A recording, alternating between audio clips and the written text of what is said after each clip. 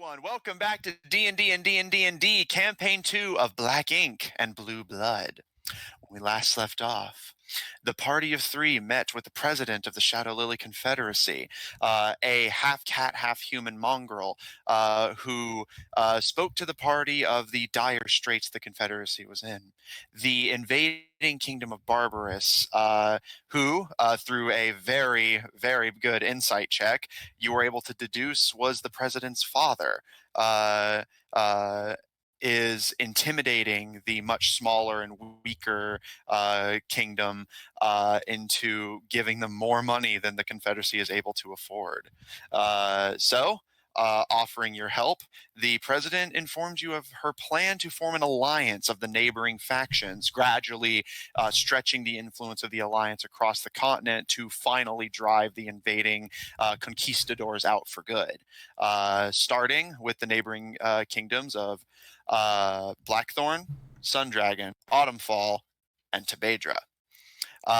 With Zephyr's personal connections to the bandit kingdom of Tabedra, the Shadow Lily president sent you away with a small bat human mongrel named Pietro, with a message inviting the Bandit King to join the alliance against the invaders.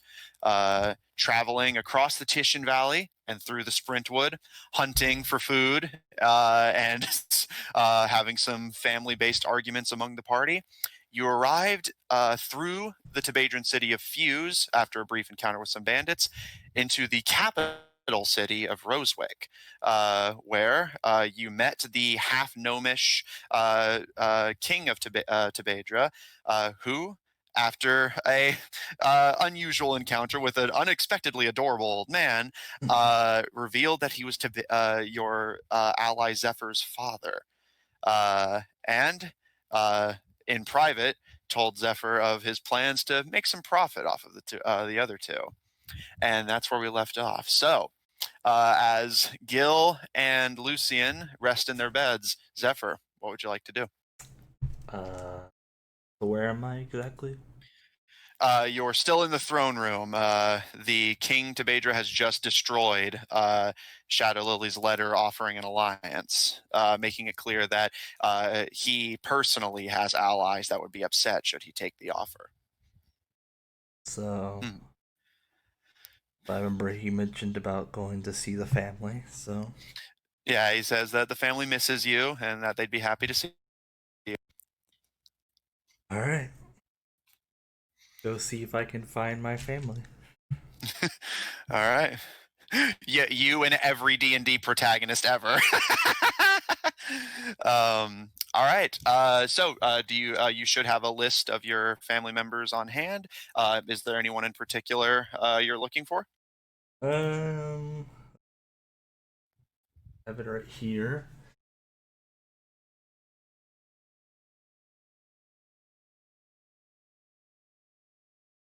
Yes.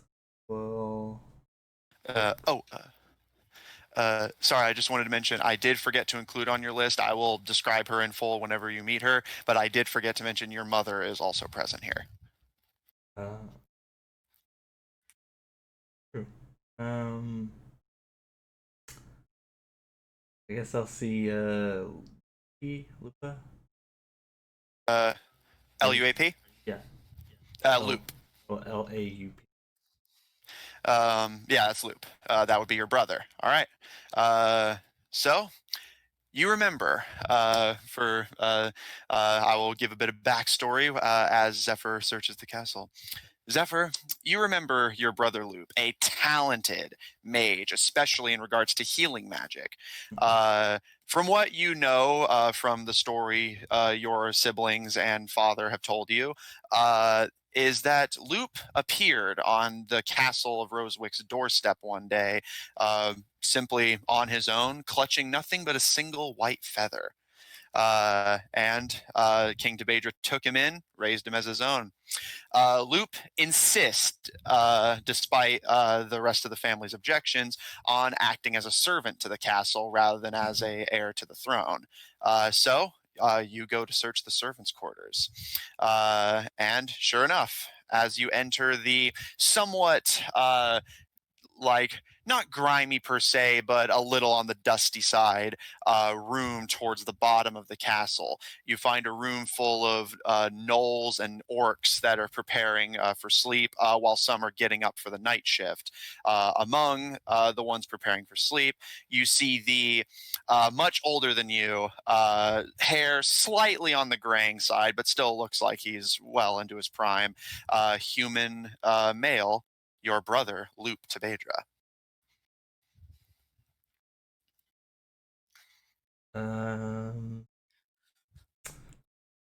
I'm gonna go up to him and say hello. As you approach, he kind of looks at you and kind of just gives you a nod and then looks away, but then like kind of does a double take and just, oh, Zephyr. It's me. He smiles and holds out his pristinely white gloved hand, still dressed in his well tailored butler's uniform. As he smiles and says, "How you been?" Uh, been better. Some conflict here and there, but nothing I can't handle. He smiles and looks up toward up at the ceiling where the higher floors of the castle would be, and says, "Found a way to make some money." Yeah. I made some money here and there, and as well as it seems as father has found a way as well. He smiles and says, "Doesn't he always?" It's true. He kind of pulls you into a hug and says, "Yeah, it's good to see you." Good to see you too. He kind of steps back and kind of dusts himself off a bit, less out of like like filth that coming. It's you remember that he is very Yeah. uptight about both his appearance and the appearance of the areas around him, which is why the room you're in, despite being a little on the dusty side, is pristinely well kept. Um, uh, and he thinks to himself for a second before saying, "So, should I prepare a dinner for you and any guests tomorrow?" Uh, I'm not sure. Depends on father's plans. I'll be sure to ask him myself then. You do that. Uh, he nods and sits down on his bed. And he doesn't seem against further conversation, but it seems like he's said just about anything he wanted to say. He's one of the older siblings here, and yeah, he's never really been you remember him being a very kind soul, but not a very he's not a people person. Well, I guess I'll take my leave. He gives you a smile and a nod. It's good to have you back. Hopefully, you stick around for a while. That is to yet to be determined. He gives a smile and a shrug. Fair enough. I walk away. Yeah, and those of you, while you're not here, if anyone was observing this conversation, you would immediately make the connection of, oh, that's why Zephyr talks like that. All right. Is there anyone else you'd like to seek out before heading for bed? um. Hmm. I would like to see Summer. All right. Unlike Loop, who can be found many places in the castle, you only manage to find him in the servants' quarters because night is falling. So most of those who don't work the night shift are getting ready for bed. You know where your sister is. You head towards the dungeons, specifically in a reconfigured almost broom closet And sure enough, as you approach, a very familiar scent starts to enter your keen koboldic nose. The scent of various chemicals mixing together, and you can see smoke emanating from under the door. Hmm. I cautiously open the door. As you open it, smoke billows out, and you step into what your sister always playfully referred to as her lair, a closet that was expanded to account for the room you are now entering, which is a massive chemistry lab. You can see a table for enchanting things on your left, and several, just a long, long table of various tubes and vials all connecting to each other, mixing various things together. And at one of those tables, currently looming over a vial with a what looks like to be a piece of a gemstone held in some tweezers that is being very carefully held over.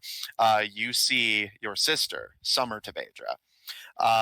She, you remember, is the only one of the family who is a blood relative of the king, and she has the flowing red locks that the king had in his youth, and the only indication of the distant gnomish heritage in the family is her beady black eyes and her slightly pointed ears.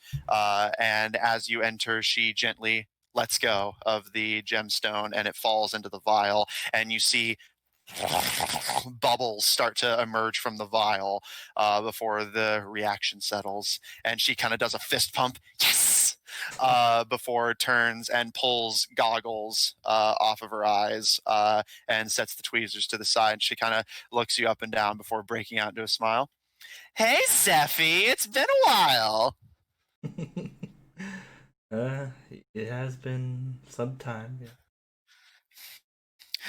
She approaches you and gives you something that's kind of a mixture of like a playful knuckle to the head, but mixed with kind of like a just a tousling of the hair, and smiles down at you. I hope you've already visited Dad. Yes, I saw him first for some business. She kind of does like a playful puppy dog eyes look. You didn't want to see me first? Well, as I mentioned, I had business with father, some pretty important business.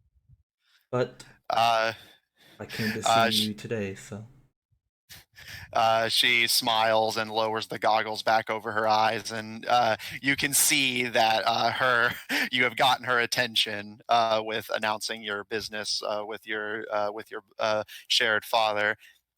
What kind of business? Are you and Dad up to something? well, as I was out on my journey, I have come across a group of people, and I was request an audience with father. Though it seems father does not care for the She smiles and says, "Guess they didn't pay well." something like that. But it seems though another opportunity has arose. She tilts her head to the side. Anything I can do to help? And she nods towards the rows and rows of what you know to be a variety of potions, lotions, poisons, a chemical for just about any situation. Hmm.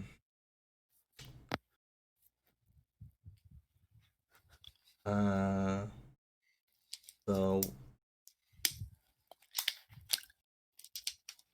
I guess Zephyr's just gonna look around at the potions, not knowing much about this chemicals, which one's what. So just gonna look back at Summer and just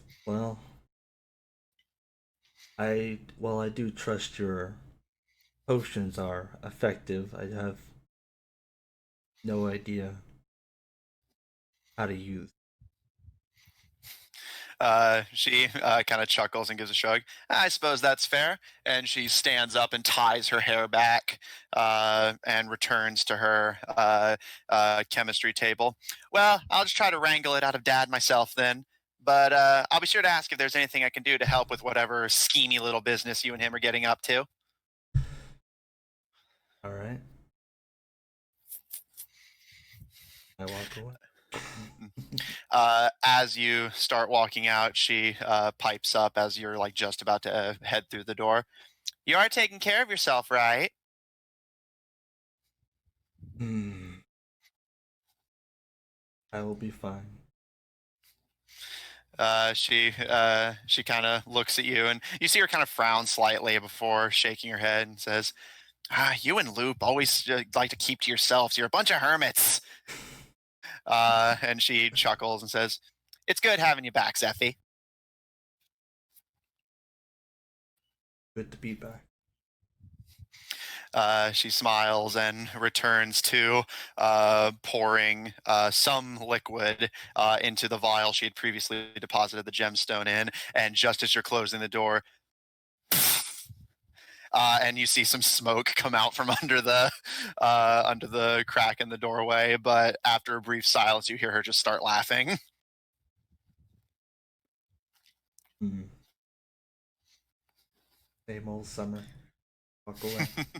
Yeah, she's always been like this. How late is it? It's getting fairly late at this point. You've went to the servants' quarters, the dungeons, talked to your father. So by now, it's starting to approach about 11ish at night.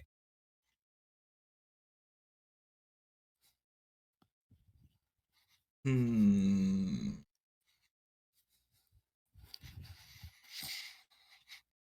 Guess I'll go see my mother. Gotta go see mom. By the way, I hope the two of you are still enjoying the character and world Oh building. yeah, this is Sorry. very interesting. Okay. I like Summer. Like summer. Gil might hit on her a little bit. That's All right. So, Zephyr, to find your mother, make me an investigation check. oh. Because she can be found just about anywhere in the castle, so you're gonna have to kind of deduce where she might likely be. Bedroom. 20, but not natural. Okay. You search a few places. You ask the guards at the door of the king and queen's bedroom, but she has not come into it. You ask a few of the passing servants, and they have not seen her in the castle, which means you know the one place she likes to go whenever she's not in the castle. Would you do me a solid and make me an acrobatics or athletics check, your choice? Athletics is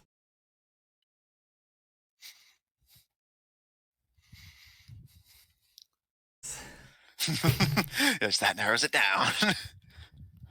that will be 9. All right. You know that your mother likes to spend time on the roof of the castle. And you open a window and take a kind of experimental leap and manage to get a grip on the roof above the window you had opened. And as you're pulling yourself up, you kind of slip and you start to panic a bit as your grip loosens just from the shock. But just as you think you're about to lose your grip and fall, and you're about to get ready to start swinging back in just so you don't land all the way to the ground, you feel a hand gently grab you by the arm and pull you onto the roof. As you find your footing, you see your mother. A very short and stout woman, but beautiful. Her hair, it used to be a deep chocolate brown, but has now grayed with age. But you can see that she has, since you last saw her, dyed it to have bright pink, almost candy cane like stripes running down it to add some color to the whitening hair. And she has almost ethereal beauty about her as she smiles at you. And she signs to you in common. You are able to understand sign language in any language you speak, and signs to you. Been home for 5 minutes and already getting into trouble, are we?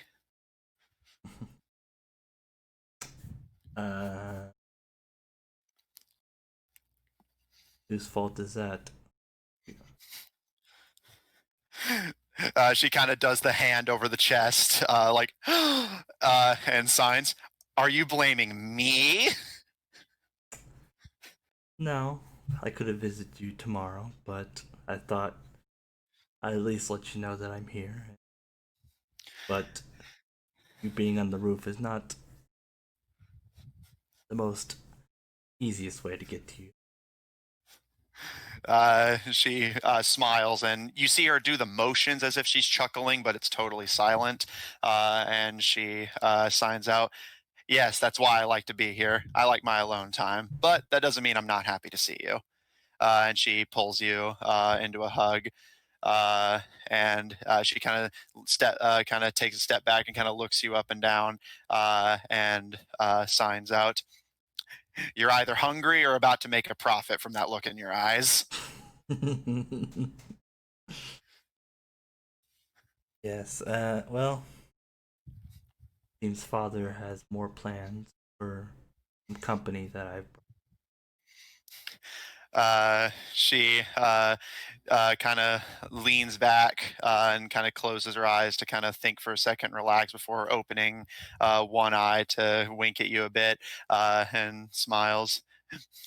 You and this family with your plans. Why can't you just stab people like a reasonable bandit? That is a effective way, but not always the most profitable. She thinks for a second before nodding with a slight shrug to it, and says, "I suppose that's fair. Your father was always the brains of the family, so to speak." But you see her hand kind of travel to her waist, and you know that she conceals a wide variety of weapons on her person with expert precision. She is by far the physical, like she is the muscle of the family. You know that anytime in business dealings someone tried to say a word against your father, your mother would disappear for a few days, and the person would suddenly become a lot more compliant the next day.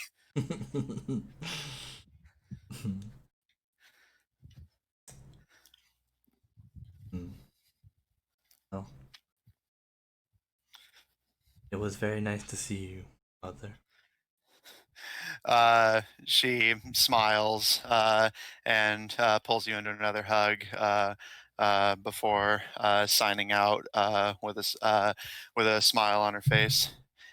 You too, take care of yourself and don't get roped into something that gets you in over your head, okay? I can make no promise, but I'll definitely keep safe.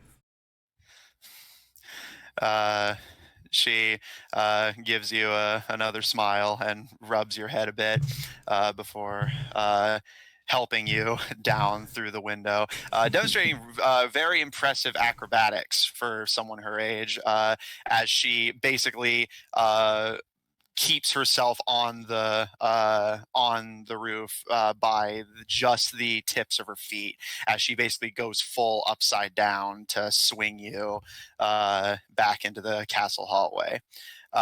And as you kind of land and find your footing, you look back up at her, and she's already pulling the windows shut before flipping back out of sight. But as her hands disappear back over the roof and out of your view, you see them sign out, "Love you."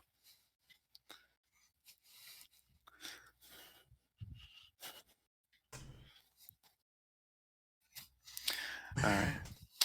Is there anything else you'd like to do before turning in for the night? Yeah, it's already pretty late. Probably turn in for the night. All right. Got plans. You find your bedroom in the castle, and it is still well kept. It appears your brother and the other servants have kept it in pristine condition. And as you snuggle into the bed you grew up in, it's like you never left.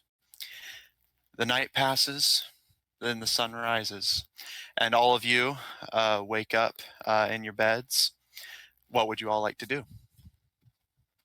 Well, first I want to realize Zephyr never came back. I'm like, did Zephyr come in while y'all were asleep?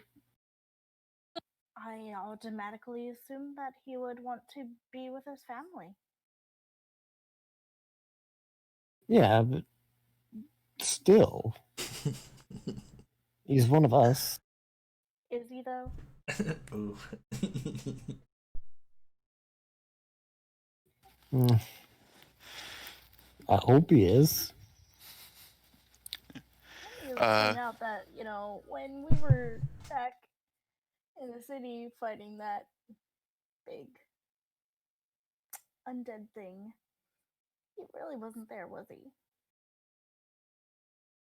True, he was in the vault stealing things. Mm-hmm. So, just think about that next time that you want to invite him into whatever this is that we have. At least you're strong, and I'm smart. We've got that going for us. He's squishy. Yeah, that's not exactly a good thing. And he's good with those little hands of his.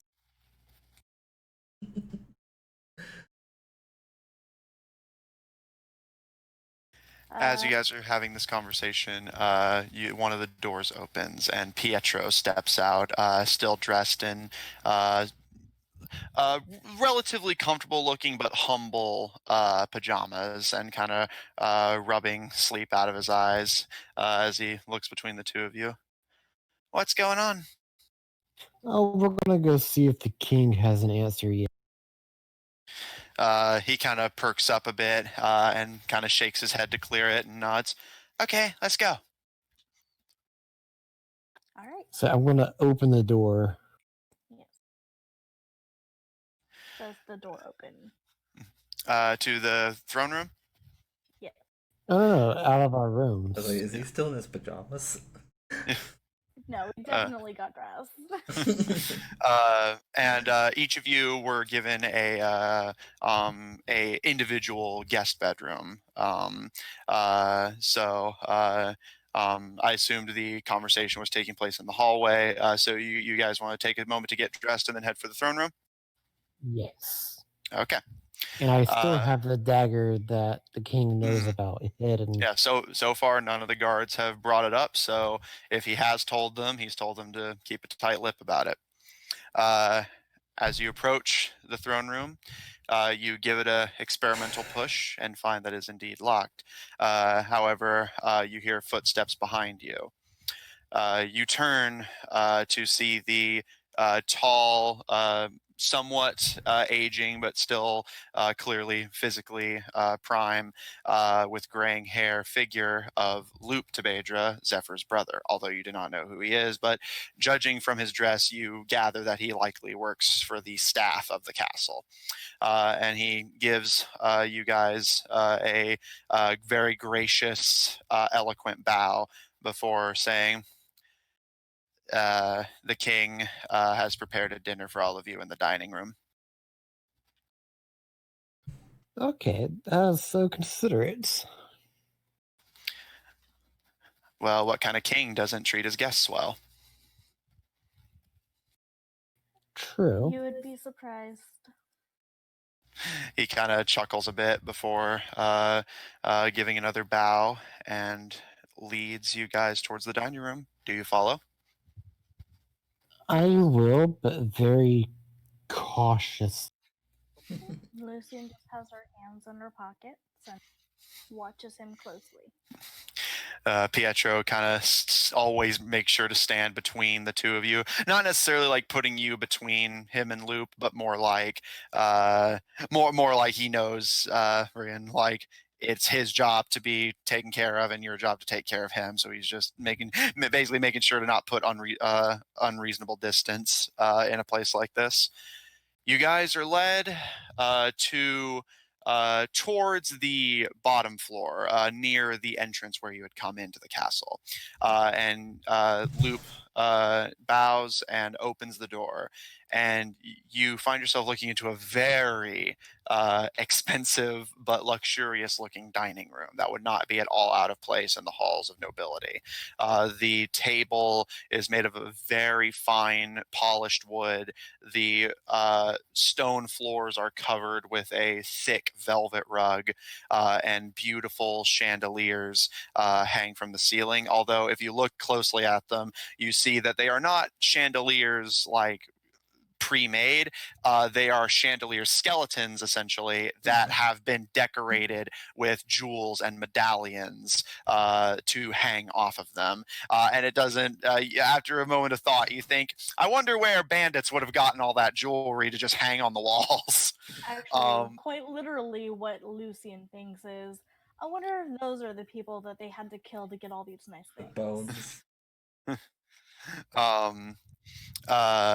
And well, I mean more the like when I say the skeleton of a chandelier, I mean as in the like the part where you would hang a chandelier without the actual chandelier I was structure. picturing actual skeletons. Yeah, I know. So far these guys have not. They're not World of Warcraft barbarians. Like they seem very well kept. I was gonna say that's so my far. home you're thinking about. Yeah. As you guys enter, you find the long mahogany table. At the opposite end of it sits the king, and I already described what she looks like, but a woman sits next to him that you can presume is the queen. And at their immediate sides are, on the king's right, is a young girl with flowing red hair, and you can see on her face is slightly almost not necessarily burned, but like dusted with charcoal, and you can see the outlines of where she was clearly wearing goggles. And across from her, making conversation with the family, sits Zephyr. And Loop gives you all a bow and says, "The food will be served shortly." I appreciate it. He smiles and gives another bow and snaps his fingers, and a very well-dressed orc approaches him, and Loop mutters a few orders to him, and the orc gives a nod and trudges off. And as Loop goes to follow him, the king reaches up, his wrist kind of glittering and clanging with several very much too big for his tiny wrists bracelets, kind of clanging around as he raises an arm. "Son, you don't need to constantly be around the servants. Join us, join us. As for our guests," and he leans forward with a pointy-toothed smile at the two of you and Pietro, and says, "I figure while you wait for my answer, the least I can do is make sure you're taken care of." And he gestures to the table. Most gracious of you. He smiles and tilts his head to the side. "I am a king, after all."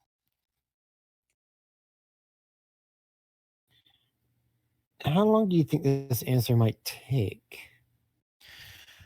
He taps the desk in thought and says, "Well, if you can excuse the wait, I am, as you can see, not exactly in my prime, and I want to make sure I have the counsel of my beloved family." And he gestures to the people sitting around him, as well as the servant who sits next to Zephyr, and kind of folds his hands over his lap politely, but gives a nod of acknowledgement. "I want to make sure they are included in any decision making that will affect our family and the kingdom we've worked so hard to build and maintain. So, would another 6 days be acceptable? That is actually really too long, honestly. They're all here. Why not talk about it now over dinner? I mean, isn't that not a really good place to start?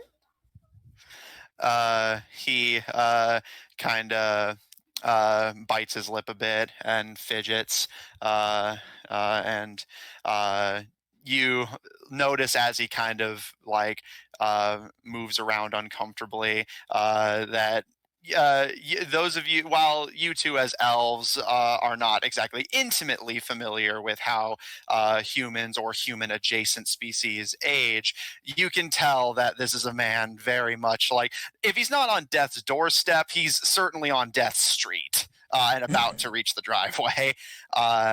And he kind of, you can see his eyes glittering a bit as he says in a very kind of defeated sort of tone, my mind is gradually starting to go as I age, and I want to make sure any decision I make is made with full lucidity. Rest assured, while you are guests here, you will be well tended to and taken care of. And he gestures, and outside the large window that lets sunlight streak into the dining room, you see the protective walls that encircle the city still visible even from here, and says, no threat has gotten over those walls before. Rest assured it won't happen today. You're safe here. She's going to give a very, very nice, kind smile. As much as I appreciate that, there is a sense of urgency in what we are trying to do here. I don't think that 6 days is going to be. I just think that's way too long, to be honest. How about 3? uh, he kind of looks down, and you see his gaze kind of unfocus a bit, and the woman sitting next to him, without breaking her polite smile, kind of gently nudges him on the shoulder, and you see his gaze kind of slightly refocuses, but still is kind of distant, and you see the redheaded girl with the outline, the sort of almost tan lines of wearing goggles, lean forward and kind of whisper to him, and you see his gaze kind of gradually focuses, and says, 4. I think 4 will do if I must. 3.5. Let me just say this, Your Majesty. It's just like I said, there is a sense of urgency, and I understand that age as becoming it is for you. Like I said, your whole family is here now. I just don't understand why we cannot make a decision within 1 or 2 days. Zephyr I have pipes up. seen elite make. I have seen the much more elite make a decision in much less time. Zephyr sort of speaks up to what she said. Well, you mentioned that the whole family is here, but that is not the case. There is still missing.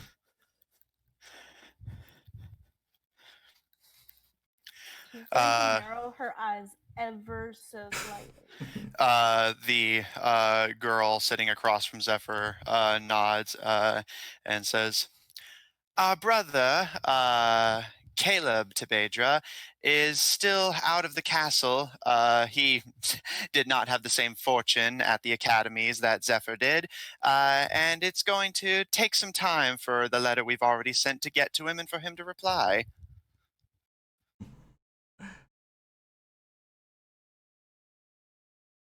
How much time are you saying that is what's going to take the 6 days that you claim?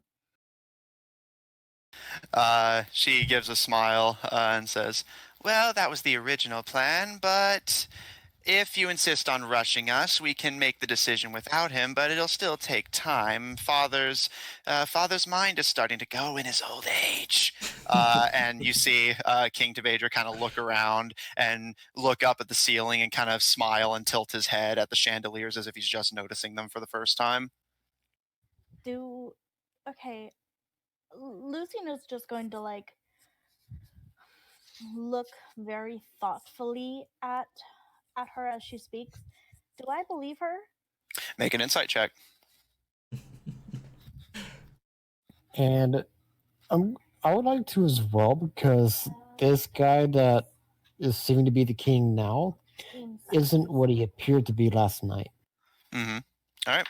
I'll tell you what. One of you can make an insight check with advantage, or you can both make separate ones. Since technically you're both making the same check, I'll allow it to be considered helping. My insight is a +4. What is yours? Okay.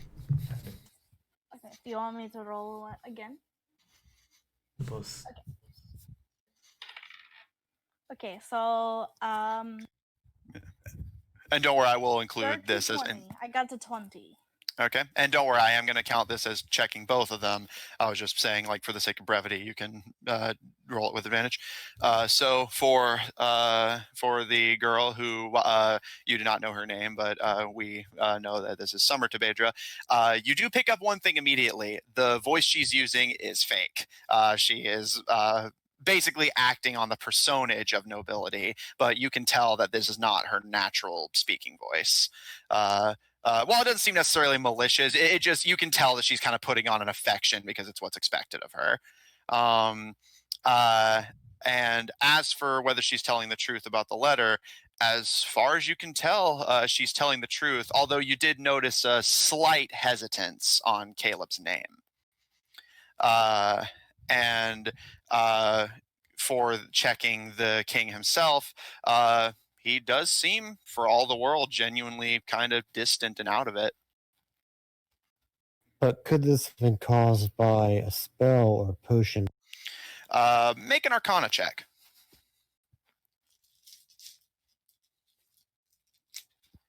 Or if you want to check for, basically, like, it'll be included, but just like if you want to check for specifically magic, that would be Arcana. But if you want to see if he's been poisoned, that'd be Medicine. I don't think he's been poisoned. I can do medicine. But it's I a am 19. proficient in that.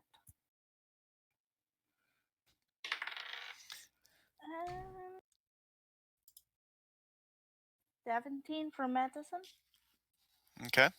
And Gil, are you rolling Arcana, or are you content with the medicine? Arcana. I had a 19. Okay. You do not detect any sign of magical tampering. And Lucian, just obviously this is all just kind of from a cursory once over. He's not exactly consented to a physical examination, but from looking at him and from what you know of a human and gnomish physiology, this situation being slightly unusual with him being a little mixture of both, you do get the impression that he is certainly of an age where senility is starting to set in. Wouldn't be unbelievable, but you can't really tell if it's like genuine or if it's an affectation or whatever. It would have to be like tested. Mm-hmm. So basically, you can tell that it's not unreasonable, but you can't prove whether he is or isn't actually senile. So are we? I was gonna say, are we at least allowed to explore your village, and town? And Lucian's gonna make kind of like a hesitant face. I mean, we don't mean to sound rude. But like I said, there is a sense of urgency for the Shadow Lily Queen to have her answer. So, I mean, if you can make a decision without this Caleb person, I think that maybe that is something that you should at least consider. The girl leans one arm on the table and says, well, like I said, we can reduce it to at least 3 or 4 days, but that's the best we can do. And as for what you said, Gil, you see all of their attention snap to you. And the woman sitting next to the king signs out, this is a city just like any other. But the king holds up a hand slowly, and their attention's turned back to him, and he leans forward, placing both hands on the handle of his cane that touches the floor, and looks at you for a long moment before nodding slowly and says, "Yes, I don't see any problem with you exploring the city. You're not my prisoners, after all. If you really want to, you could just leave and I wouldn't stop you." Well, we obviously can't leave without an answer, so that's not going to happen. The girl with the goggle lines raises an eyebrow and says, "Well, then I suppose you're just going to have to wait." So I am curious, what happened to you? You're covered in soot. She kind of raises an eyebrow and looks to you, Zephyr. "Why didn't you tell me?"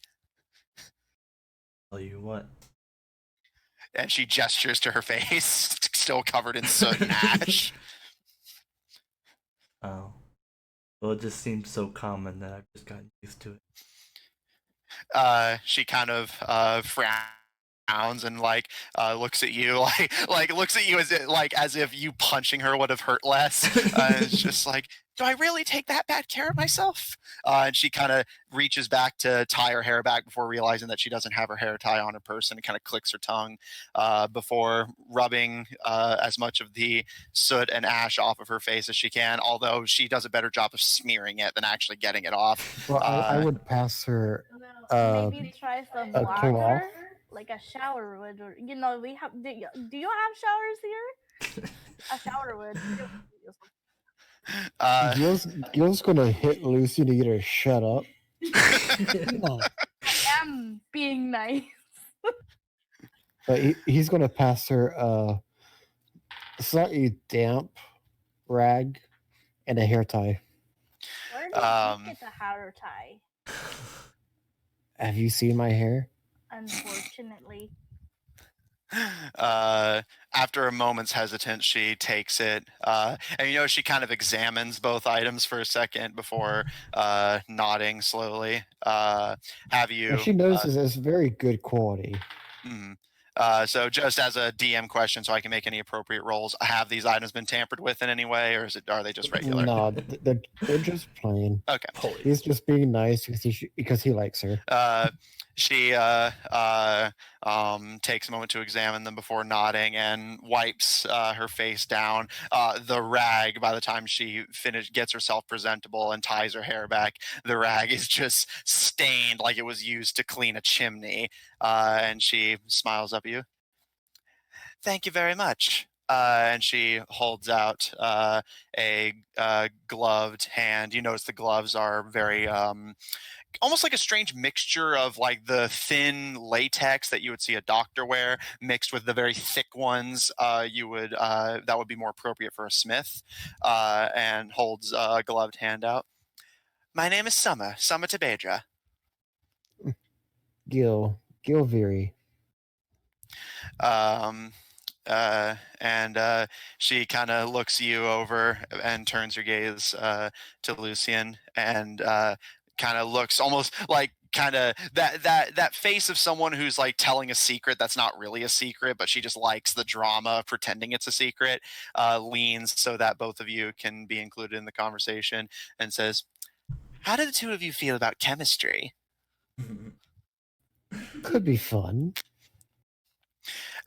She family was very known for their experiments. She leans forward and smiles. "What did you say your name was?" Me, I am Lucian. She closes her eyes and thinks for a second before nodding and says, "That could be interesting. I do need to make a milk run of sorts, if you would care to help with an experiment I'm working on." What kind? She nods to the king and make me Well, yeah, you already made a good. I'll allow you to reuse the other insight check for this. You notice looking at the king that his eyes are slightly bloodshot, as if he's not been sleeping well, and you notice heavy bags under his eyes. And she nods to her father and says, "My father is unfortunately not sleeping terribly well recently. The stress of running a kingdom in his age, you know. So I've been hoping to make a bout of sleeping potion to help him rest easier, and I need some herbs from the Sprintwood." Have you tried puppy milk? That usually helps the older folks in where I am from.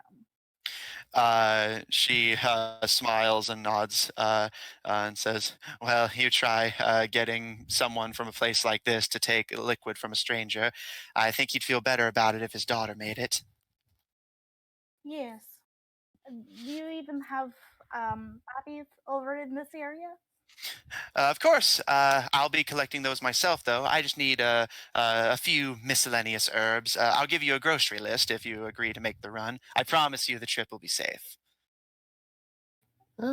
He'll go for it. Of course you will. Uh, and she turns to you, Zephyr, with a broad smile and says, "What about you, brother? Care to join them?"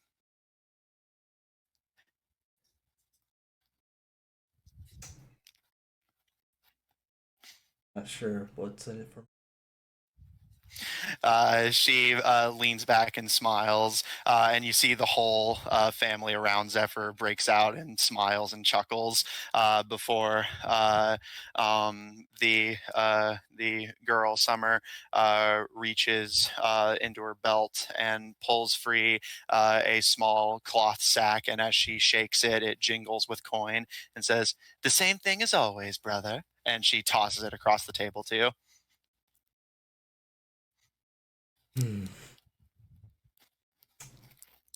I'll take the bag and be like, well, job is a job.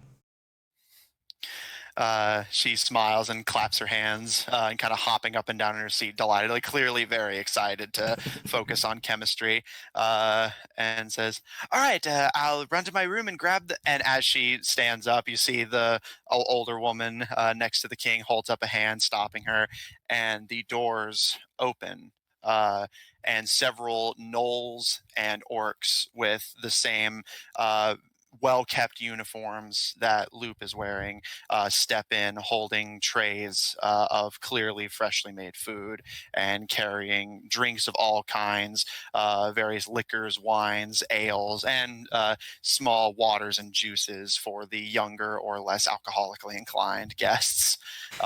And they begin to serve.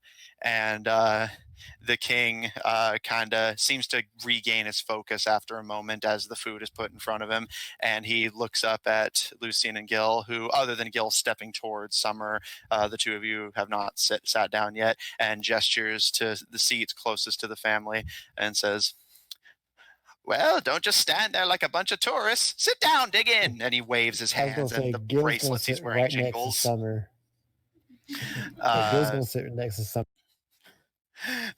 Summer just smiles and twirls the kitchen knife between her fingers as a very hefty looking slab of meat, clearly well cooked, but not exactly.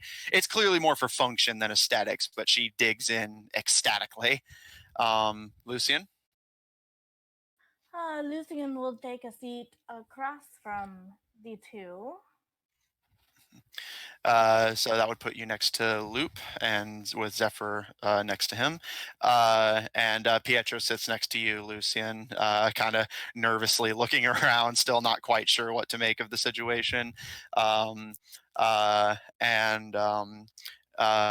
as the food is distributed, several extra plates being put down in case whatever is put in front of you doesn't appeal to you.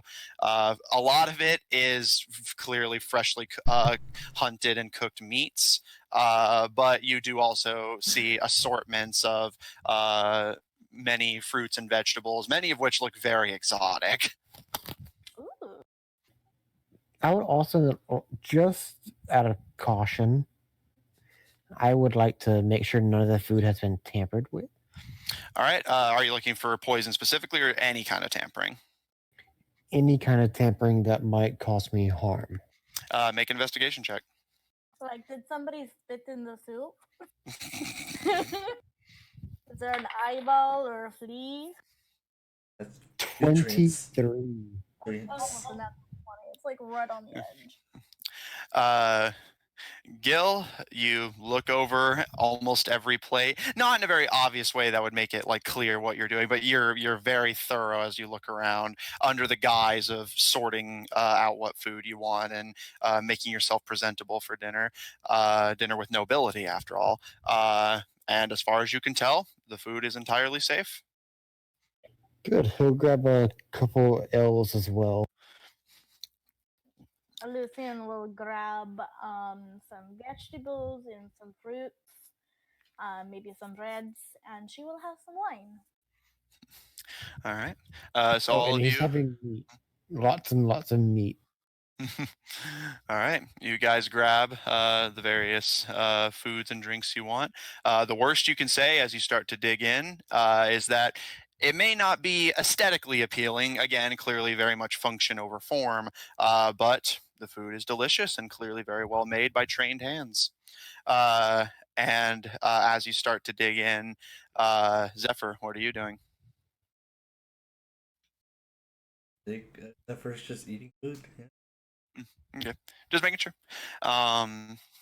So, as all of you begin to dine with the nobility, Summer actually speaks up and says, "Oh, I suppose it's only fair. You've introduced yourselves. We should all be introduced as well." And she gestures towards the figure sitting next to you, Lucian, and says, "This is my brother, Luke Tabedra." And the older male gives a respectful bow before returning to his food. There's of course my father, the king, and the king doesn't even respond, just gnawing on a thing of mutton, like just and gestures to the older woman and says, "And our mother, Dorothy Tabedra." And she signs out. So again, anyone who speaks Common can understand sign language Common, and signs out. You can just call me Polly. Everyone does. And Gil will sign back and say, "Nice to meet you, Polly."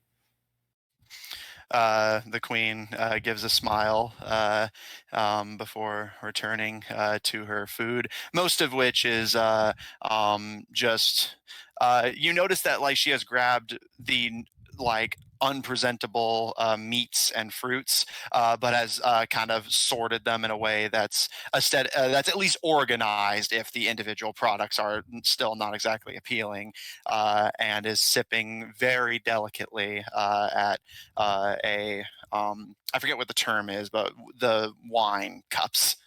I know there's like a word for it. I just forget what it is. Chalice. Maybe goblet. Whatever. Point is wine. So as the dinner progresses, after a few minutes, Summer speaks up again, clearly the most like vocal and talkative of the family, and says, "So, what brings the two of you this far from your homes?" Coin. That and trying to impress my father. Love of money and daddy issues. You'll fit right in here. Lucian is gonna laugh. Good to really hard hear. at that. I can't say that I don't either. You know, my dad was not the greatest man, but you know, I've got to how do you say, keep up appearances. Summer gives a nod and says, "Understandable. Are you nobility yourself? True nobility rather than just squire isn't the word I'm looking for, but close to the nobility." my family is of noble blood. My mother was a lady, and my father was a noble as well. They worked for I don't really remember. I was really young, but I took over when my father died. Summer gives a slow nod, and you see her kind of glance out of the corner of her eye at the king, who, as he finishes eating, again, attention is kind of drawn to how just physically aged he is, and says, I know how you feel. It is not the greatest feeling knowing that the time is almost coming. I remember that when my mother was very sick and she was very close to being gone. I was just a little girl when this happened, but it was very sad knowing when they are almost there, they look sad. At least he doesn't look sad. She smiles and has a kind of wistful quality to it, and says, yeah, well, he's lived a good life, I suppose. And she smiles and looks at him as he has his jewelry just clings and clangs as he digs into the food. And next to you, you hear. I do have a question for Summer. As you speak up, Summer's attention turns to you. So I'm curious. Have you considered trying to make a potion that might restore his mind to what it used to be? She scratches the side of her head and says, well, I don't like to toot my own horn, so to speak, but, I'm not exactly dim. I consider myself rather bright, actually, but that's very complicated chemistry, and in his prime, Father's mind was among the best. That's a lot of reconstruction work that would have to be done through chemicals. It's something I'm working on, but it's a hard process. Well, I'm sure it And is. I'm any sure you can failures would figure it make the thing. out. She nods and says, "But I have to be careful. I can't exactly experiment on my fellow subjects of the kingdom, and any failures on my part might make the situation worse." Just be True. careful. Lucian kind of speaks up and gives a sigh. My father was very experimental as well, and it led to my mother's death. Just be careful. Summer nods slowly and says, I always consider myself very careful. And in the distance, like far, far below you, you can feel the ground shake slightly. And she kind of looks down and kind of furrows her brow. And Gil, sitting closest to her, you can hear her mutter to herself, I swore I took it off the burner. He's got a smile. He really likes her. I just, point out that, my father was very esteemed in his work. The kings and queens and all types of people would come for him for help. And, one little mistake, and next thing he knows, the love of his life is gone. Summer gives a nod and says, yeah, that's, like I said, that's why I'm hesitant to try it all. And if I do try, I want to be slow and steady about it. Even restoring a few years worth would be enough. I don't want to try and get the whole thing at once and then end up melting his head. And she kind of looks to him and squints, almost as if she's like imagining what that would look like. And next to you, Lucian, you hear Loop speak up. I'm sorry that happened to you. She just sits there looking at her plate of fruit. It's it happens. My father was very sure that he was able to do the things that he could do. He was very, very good at everything and very experimental. She kind of rolls her eyes at that. But, I was very young. The whole family nods, and the queen starts to sign out and says, "You're among friends and good company. Other than Summer herself, all of us have been adopted into the king's graces from bad families, families that we no longer have, or families that we can no longer find." That is a good place to be. Family. Well, family used to be everything before, Uh, all that happened. I'm really glad that you all have each other. I really am. You see Pietro's ears kind of lower slightly, and the queen kind of gently hugs the king around one arm and kisses the top of his balding little head, and he doesn't seem to notice, still focused on his meal. But she smiles and looks down at him with fondness very obvious in her expression. Lucian will take a free hand and, pat Pie on his little wing, and take a deep sigh, and with her other hand, continue eating her fruit. And Gil's still drinking. For you, Lucian, Pietro just smiles at you, and you see his ears lift very slightly. And you can tell by his expression that he's very nervous dining with pretty much exclusively people of noble blood. Like pretty much everyone at this table except for him is related in some way to nobility. So he feels a little awkward and out of place. She's just going to squeeze very gently and give him a very kind and very not, I wouldn't say loving, but a fondness look. It's okay. I'm here. I'm your friend. You don't have anything to worry about. He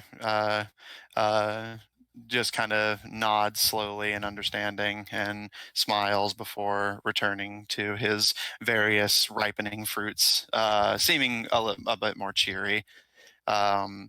And Gil, as you take a large swig from your ale, you notice next to you, Summer grabs a goblet of wine and just basically slurps the whole thing down in one clean go, and slams it down with a wide smile on her face.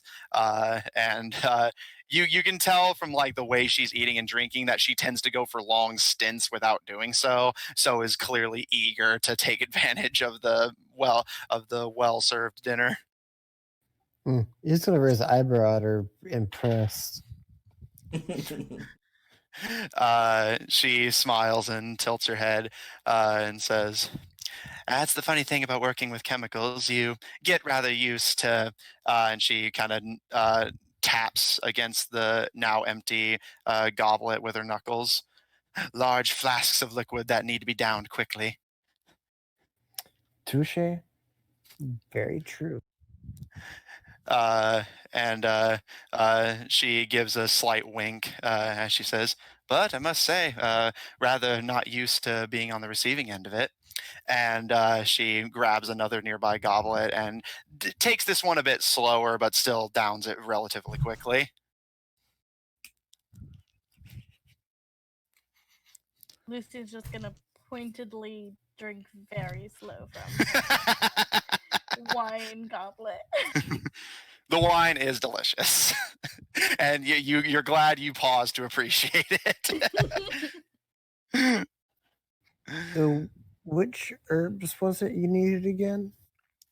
As she finishes slurping the goblet and wipes her mouth a bit. And you notice as the family is eating that they have the graces of nobility, but clearly are a lot more they're not super uptight about their appearances. Very relaxed. Pretty much very, very, very Gil. casual. Yeah.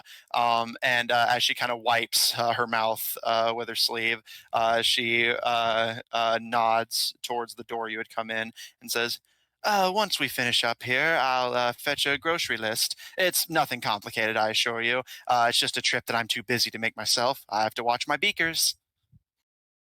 Do we hear any more explosions? Not yet. Although you can make a perception check if you want to hear anything else. I do. Go for it. I am very curious, since I come.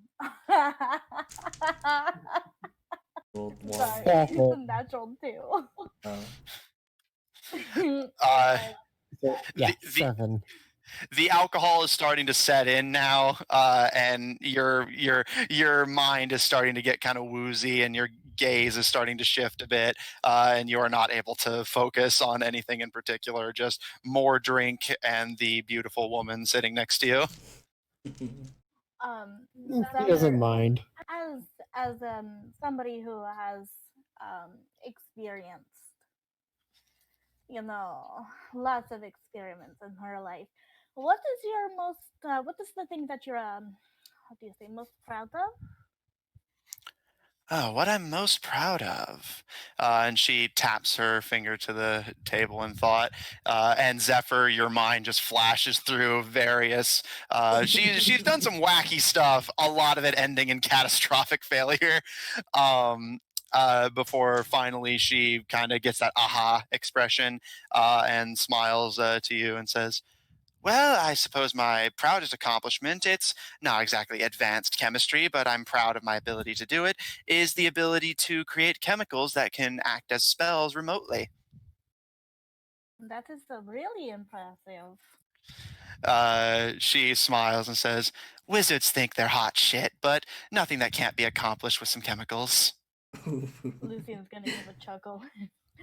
Wizards can be a bit full of themselves, can't they? She leans forward and chuckles, and both of you are just kind of going into gossipy hen mode now. And you can tell that Summer is delighted at some female company to gossip with. Lucy's not really like the gossipy type, but she's like can probably name a few wizards in her time that have been really prestigious and full of themselves. Yes, where you come from, it's wizards of all kinds, and a lot of them are assholes. Probably gonna be like, oh my god, there's one time though, this really big asshole. You have no idea. Gil, this time. Gil, you find yourself essentially sitting between the two of them as they just start gossiping across the table at how much of a narcissistic douche every wizard in the world is. And he's going to think to himself, glad I'm not a wizard. Do any of the other people at the table look a little unsettled by this, as if they might be? Make an insight check.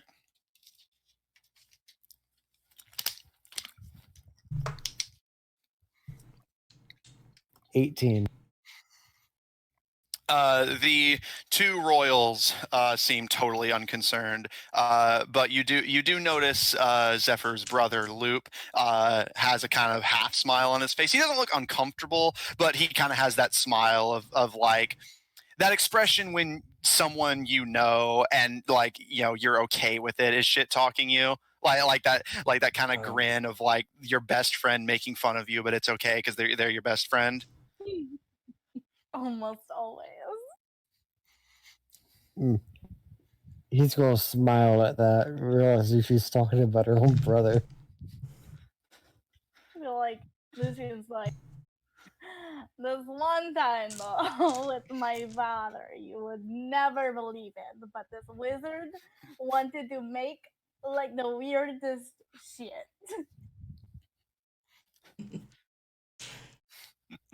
And Summer tells you a good amount of stories about a wizard, but she never names a name. Who she grew up with, and while he was very good at he was very good at magic, he basically anything outside of healing tended to go incredibly poorly. She describes a good chunk of the castle being set aflame, lightning striking striking on a clear sunny day and scaring the whole city, and just a variety of stories of someone who clearly is more specialized for healing than anything like transmutation.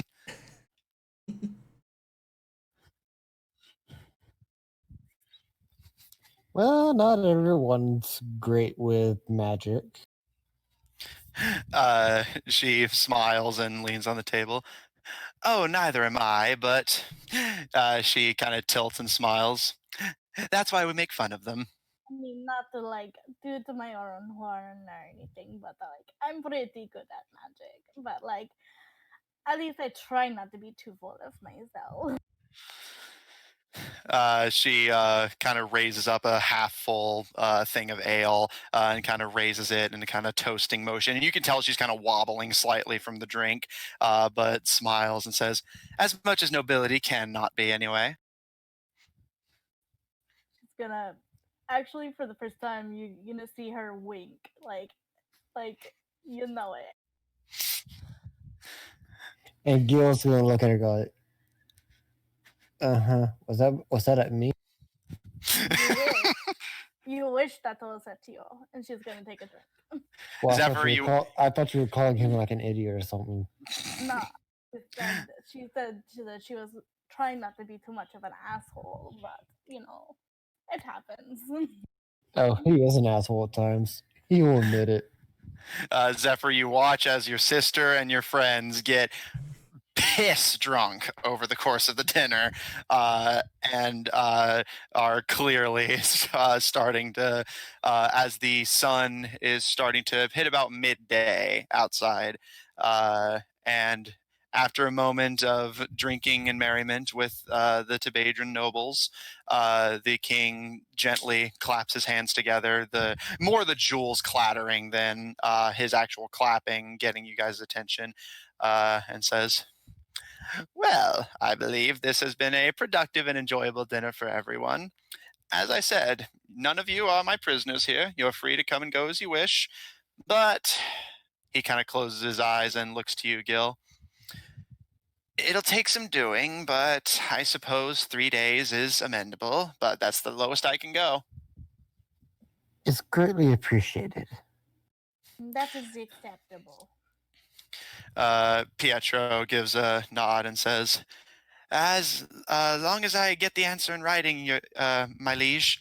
And he gives a smile to Pietro, the king, and slowly hops off the chair, and he just completely disappears from view for you guys as he hops off the chair, and his visage is consumed by the table, and the queen stands up and gives a respectful bow to all of you, and her and the king head back through the door towards the throne room. You guys are left alone with Zephyr and his siblings. What would you like to do? I mean, no offense, Zephyr, but your sister is very charming. What happened to you?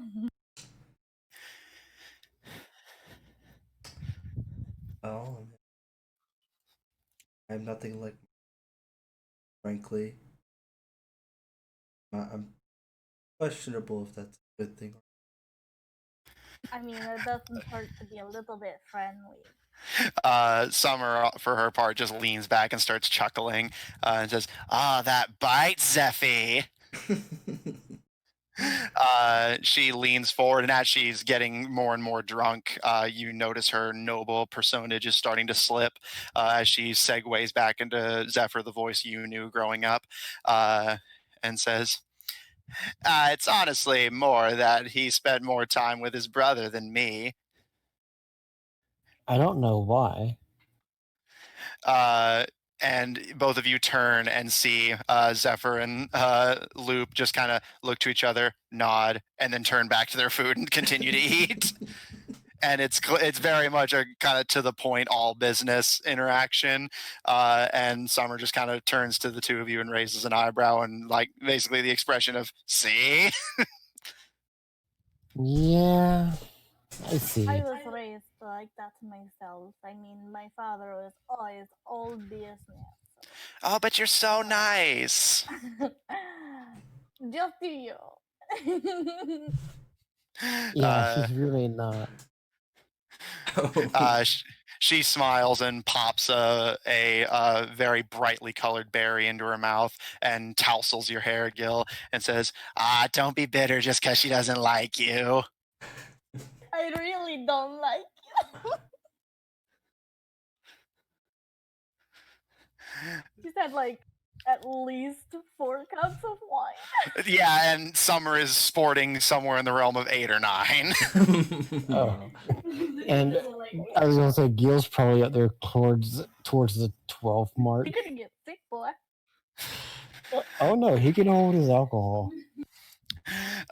Summer stands up and gives you guys a clearly very tipsy but still recognizable bow and says, well, I'll fetch that grocery list, and if I can sober up in time, I might actually have time to go with you.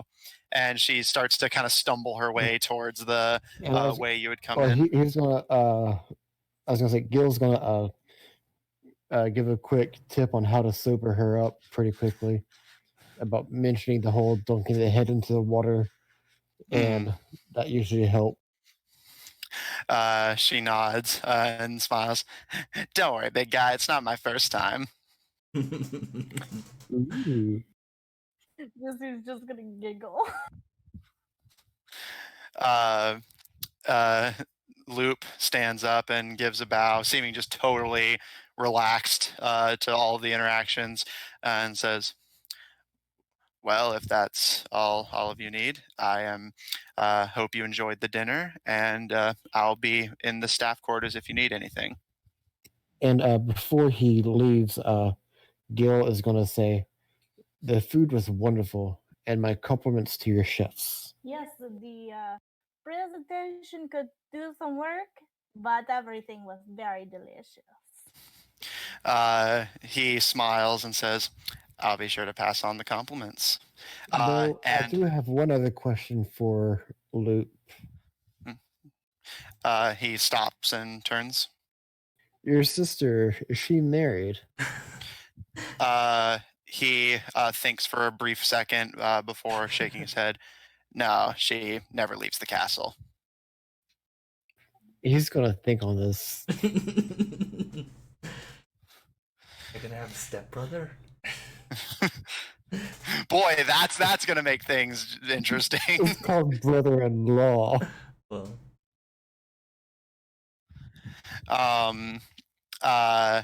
and Zephyr, as Loop leaves and promises to pass on compliments to the chef, you do recall that while the castle does have a dedicated chef, you do know that Loop actually does a good chunk of the cooking, so most of this meal was prepared by him.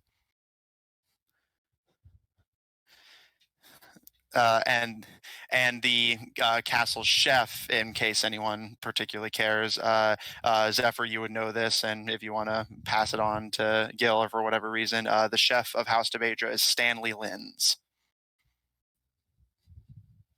Zephyr doesn't have a reason to relay this Yeah, message. I was just pointing out you would know that, Yeah. So yeah, you know that most of the food is prepared by Loop and Stanley. Yeah. All right, so as the Tabedran nobility, aside from Zephyr, clears the room, the three of you are left in the dining room alone.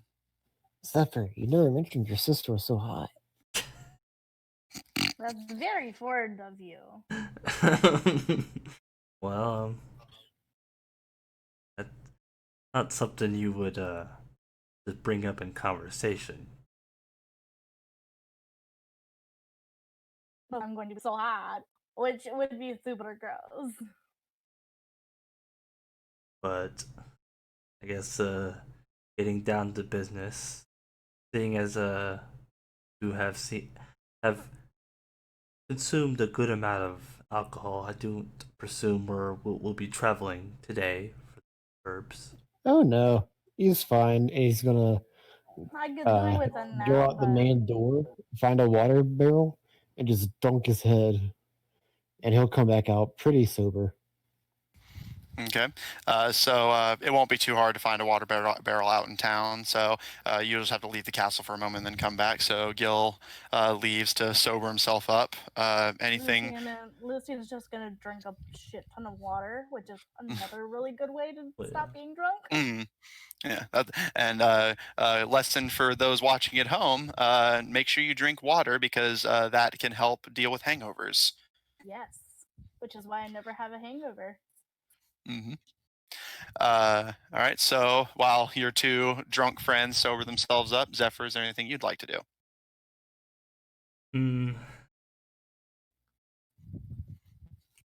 So Lucian's still in the room, I'm guessing. She's in the dining room.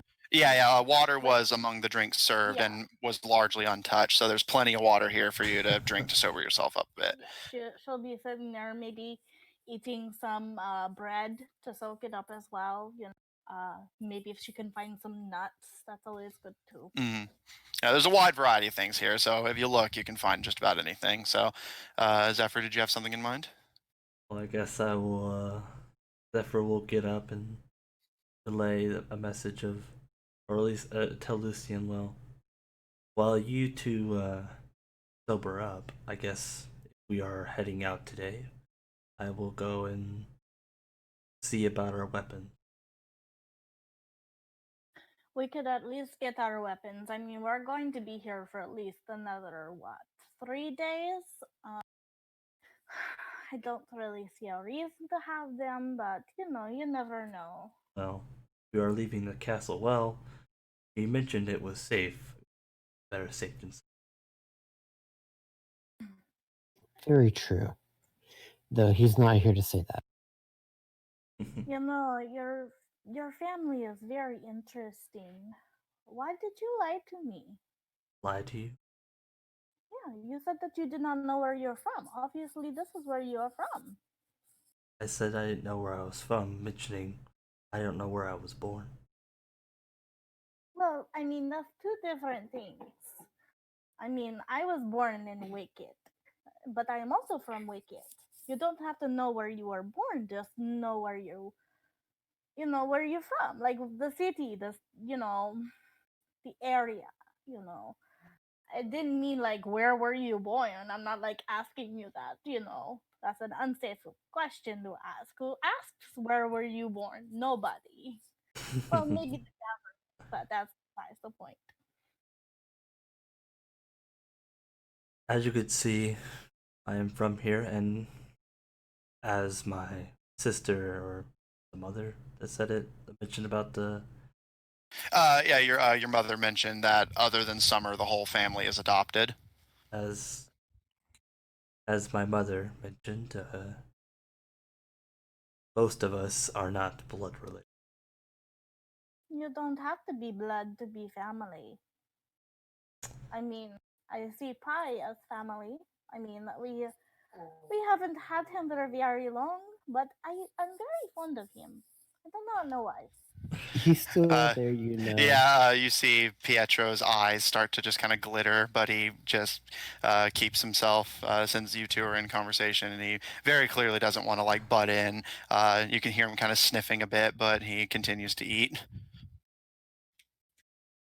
My family is not the greatest. My father was a terrible, terrible man. My mother did not very. What? Yeah, you cut out. Sorry. Can you repeat? Hear me now? Yes. Yes. Where did I cut off?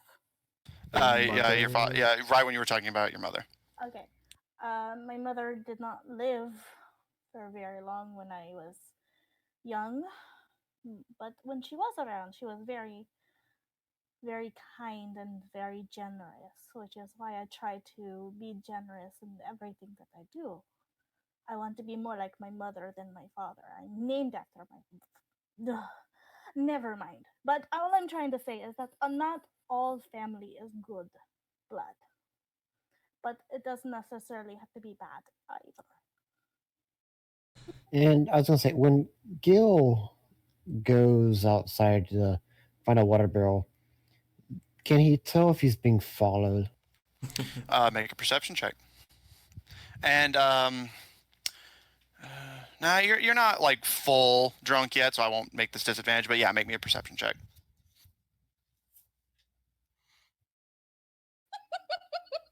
That one. It was not. 7. So let's see. Perception. 12. Okay. You're still you're not full drunk yet, but you're close. But as far as your inebriated mind can tell, you are not being followed. And not too far into town. Again, this place is very much function over fashion.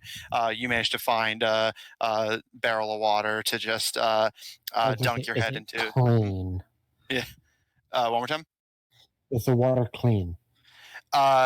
Do you? So you stop and kind of watch it for a second, and you notice another much drunker than you looking man in a dark green hat and coat with a bright red beard kind of stumbles with a bottle in his hand and shoves his head into the barrel and kind of shakes it before kind of shaking the water off of his hat and continuing on his way. And nobody around seems to react. And you almost get the impression that this barrel may be just explicitly for that purpose. In which case, I dug his head like twice. As your mind starts to clear a bit, you look around, and sure enough, nobody even gives you a glance.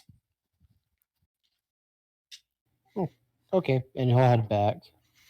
All right. And Zephyr, you said you wanted to go collect the weapons? Yes. Go and talk about her. Go obtain, or at least to the guards about the weapons.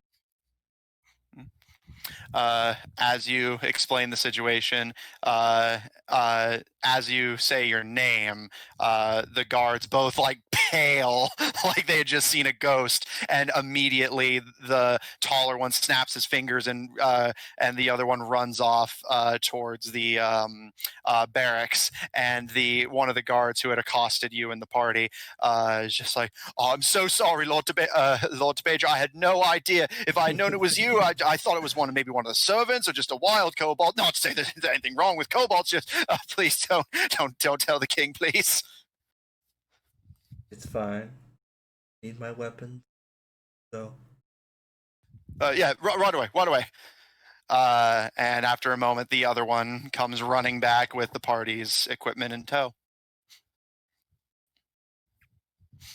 Can I carry all those weapons? You have servants. Make the guards carry it. Yeah, I was going to say, the guards are willing to carry it if you want them to.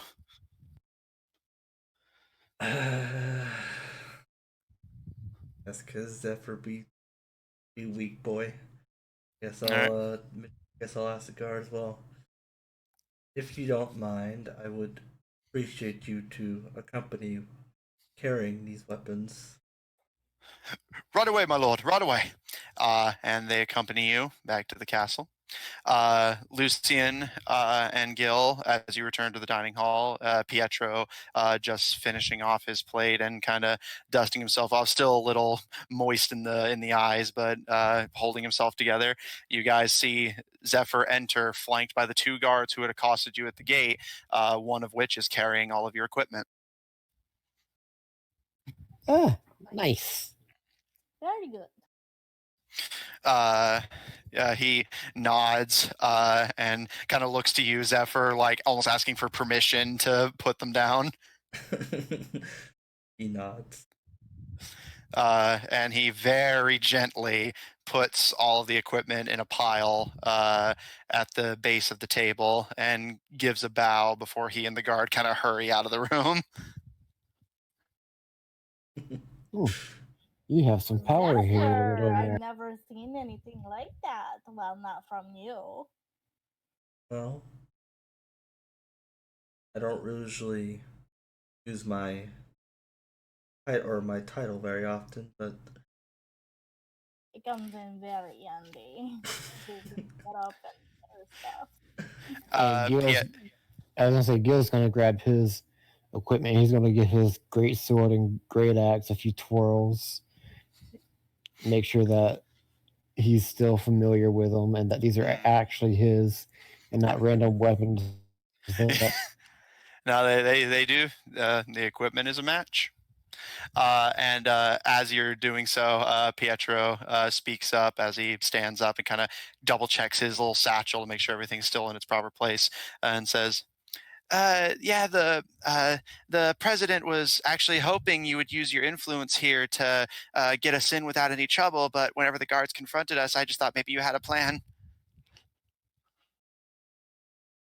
Like I said, I don't, I don't, not big on using my Well, you're very close to your family, and I mean, I'm not saying that this is something that you should do, but like maybe you should maybe try to help them see how good of a deal that they're going to get, um they get something and then they can help the queen so she gets something. I think it's a really good business deal if there are those sorts of persons, which they do seem. during this, can I tell if like how can I see if Zephyr makes any reaction? Zephyr. Well, Zephyr thinks it over, and he simply just says, "Well, the business between the queen or so-called leader and my father, between them two, I've told them what I know, and we'll see within those 3 days." And Zephyr has an out of character question. Are you hiding anything? AKA the burned disintegrated letter. Well, I just mean more in the sense of like, because you were asking that, and whenever Lucian brought up like, or rather Zephyr brought up that he's not big on using his influence, and Lucian brought up how close he is to the family. So Zephyr, are you hiding anything in that department? In my using influence, Yeah, basically, is Zephyr lying about anything he said to Lucian? Lucian. Gil, as far as you can tell, you can roll an insight check if you want, but as far as you can tell, Zephyr is being honest and straightforward, Well, much like his brother. Oh wait, no, Okay. never mind. No, I mean, there's. Ooh.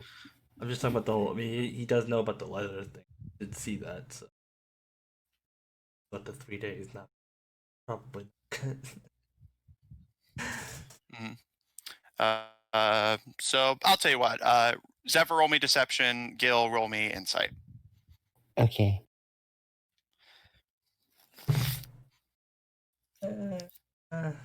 15.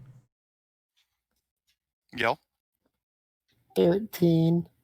as far as you can tell, Zephyr is being honest and forthright, much like his brother. Yeesh, dude, you need to loosen up some. Be more like your sister. Your sister is very charming. Well. Very, and Gil will get this daydream. Lucian's gonna look at him and get a very sour look. Well, she is, my opinion, a weird one. But Perhaps it is you that's the weird one. Did you ever think that? no, I didn't. um, Wow, what an eye opener! You are definitely the weird one, Gil. Thank you. That was not a compliment. Sure, it was. well, It's really. my sister does her business. As you mentioned, she loves to play with her little alchemy. I do my business, so. Has anything your sister has she like her experiments gone really bad before? I mean, besides like the blowing up. I mean, that's pretty normal when you're experimenting. But I mean, like, did anything really bad come out of it?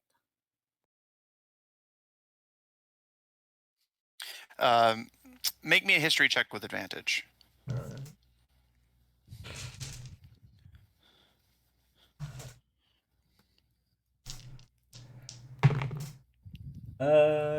History. Mhm. 11. Okay. You know that she's made some dangerous chemicals, but as far as you can remember, nobody unintentionally got hurt. Ooh, unintentionally, huh? Well, she has always been a very smart person. To my knowledge, nothing major has happened for her Well, I can potion. tell she's very smart. Your mother is also very smart. She seems not like wise. But why does she only sign? Can she not talk? Verbally. Zephyr, if you want to answer, just giving the information so you have it. You recall that she is not physically incapable of speech, but is mute, as in like psychologically just prefers not to. So it became common practice around the household to speak in sign language, which the king excused to the servants as it being helpful should a kingdom of bandits ever need to communicate silently. Sure. Well, that was her. It was her choice to be a silent person. I respect her choice. As you should. Being your mother.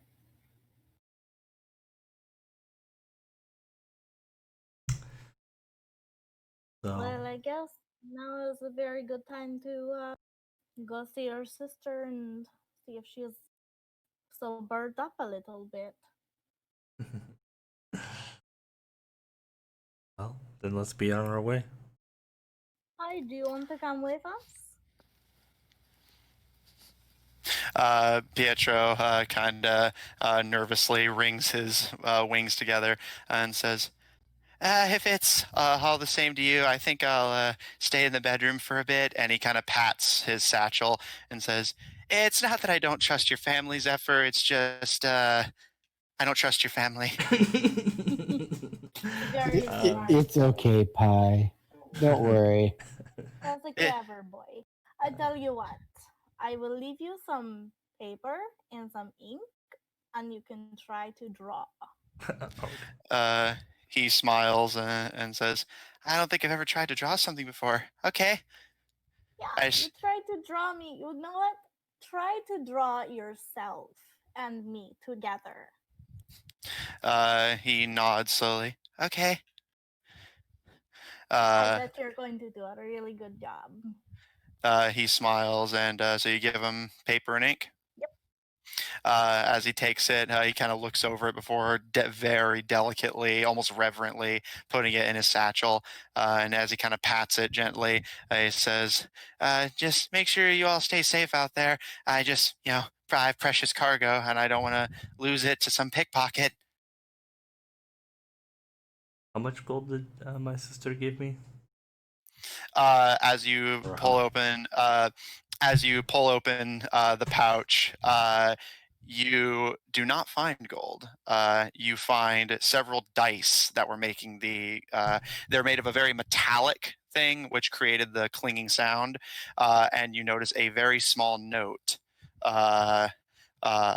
wrapped among them, kind of in the center of it all.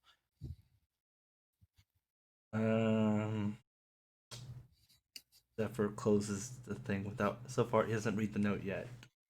Mm-hmm. And So, how much did you get, buddy? enough for the job. Enough to share? It's it's like a palm-sized bag. Definitely don't mind Yeah. the dice set. Fair enough. But so if there's nothing more to do here, should we be on our way? Yeah, let's go find your sister. Just fucking like openly hitting on one of your friend's sister. What if I like get the spritz bottle and start spraying you like a cat? Meow. Okay. Pietro gathers his things and is just, and on that note, I'll be in the bedroom if you guys need me. And he kind of scurries out of the room. I don't blame you. All right, so Zephyr, are you going to lead them to your sister's laboratory? Yeah. Go. All right. Zephyr leads the two of you down below the entryway and into what is very clearly the dungeons. Ooh. Interesting choice of area. Do you need to like a cold shower? No, I'm perfectly fine.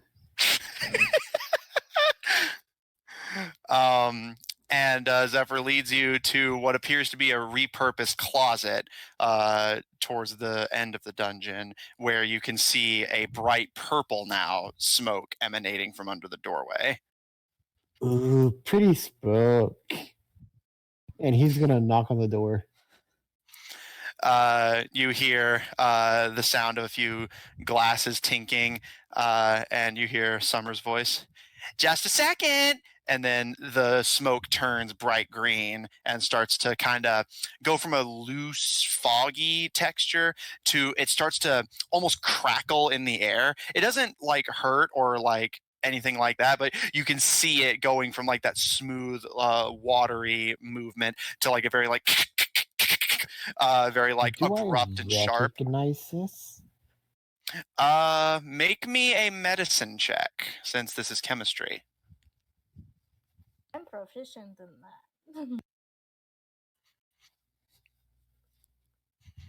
That's a total of 20. You recognize this as the early form of a sleeping potion. Nice. This reaction is not unusual, but you've never seen it on this scale. This sleeping potion seems powerful. So if she asked me to test it, small sip. God. Yeah, like from that roll, you guesstimate from the smoke you're seeing, especially that like how powerful the reaction is. Now you can gather that a lot of it may be the fact that it's in a small space and it's chemistry, so like she's kind of trapping herself with the fumes. But you can gather from the amount of smoke you're seeing and the fact that you haven't even been in the room yet that yeah, if you downed like a full flask of it, you'd probably die. Like this seems like enough to knock out like a large beast of burden, let alone a human. I'm not a human. Yeah. Well, I'm just saying, like, rather than like, what you'd expect from a mortal creature, or a typical mortal creature anyway. I'm curious. If she's in that room, how is she reacting to all this? Like, is it affecting her any? Well, you haven't seen her yet.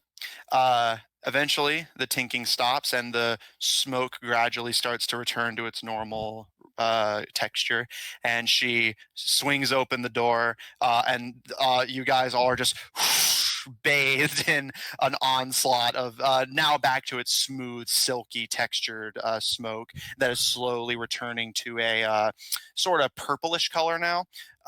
And you see Summer standing there, having exchanged her more proper clothes for very clearly scientific garb, and her goggles are now firmly over her eyes as she smiles and says, "Oh, earlier than I expected." And make me an insight check since you wanted to check see if she's feeling the effects. That is a 21. you notice that she does not seem to be feeling it, which that surprises you because she's trapped in, and now that the door's open, you can see it's not a particularly big space. No point of exit for the fumes outside of the doorway.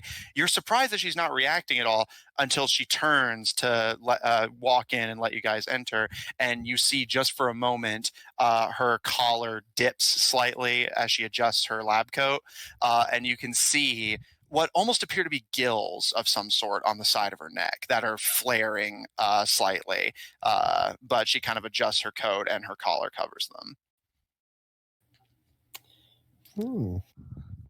Interesting chemicals you're working with in here. She turns and smiles. I do my best. And she nods to a sizzling purple but with shades of green in it potion that is currently over a Bunsen burner, and says, this is what I need your help with. I need a few herbs from the sprintwood to complete the reaction, make sure it's working properly. And don't worry, as you can see, she gestures to herself, perfectly safe. Would he know how to improve it any? Or Lucian even. I believe. Lucian, her family. Are either of you proficient with alchemist tools? No.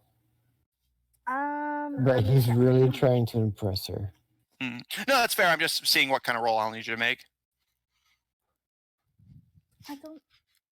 Where did I find that on my sheet? On the bottom. It would left. be just under proficiencies, like tool proficiencies and stuff. The bottom left, second from bottom. Mm-hmm.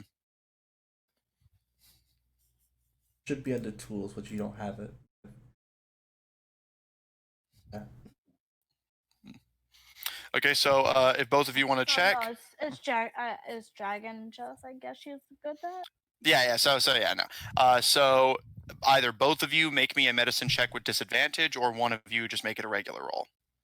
If one of you helps the other.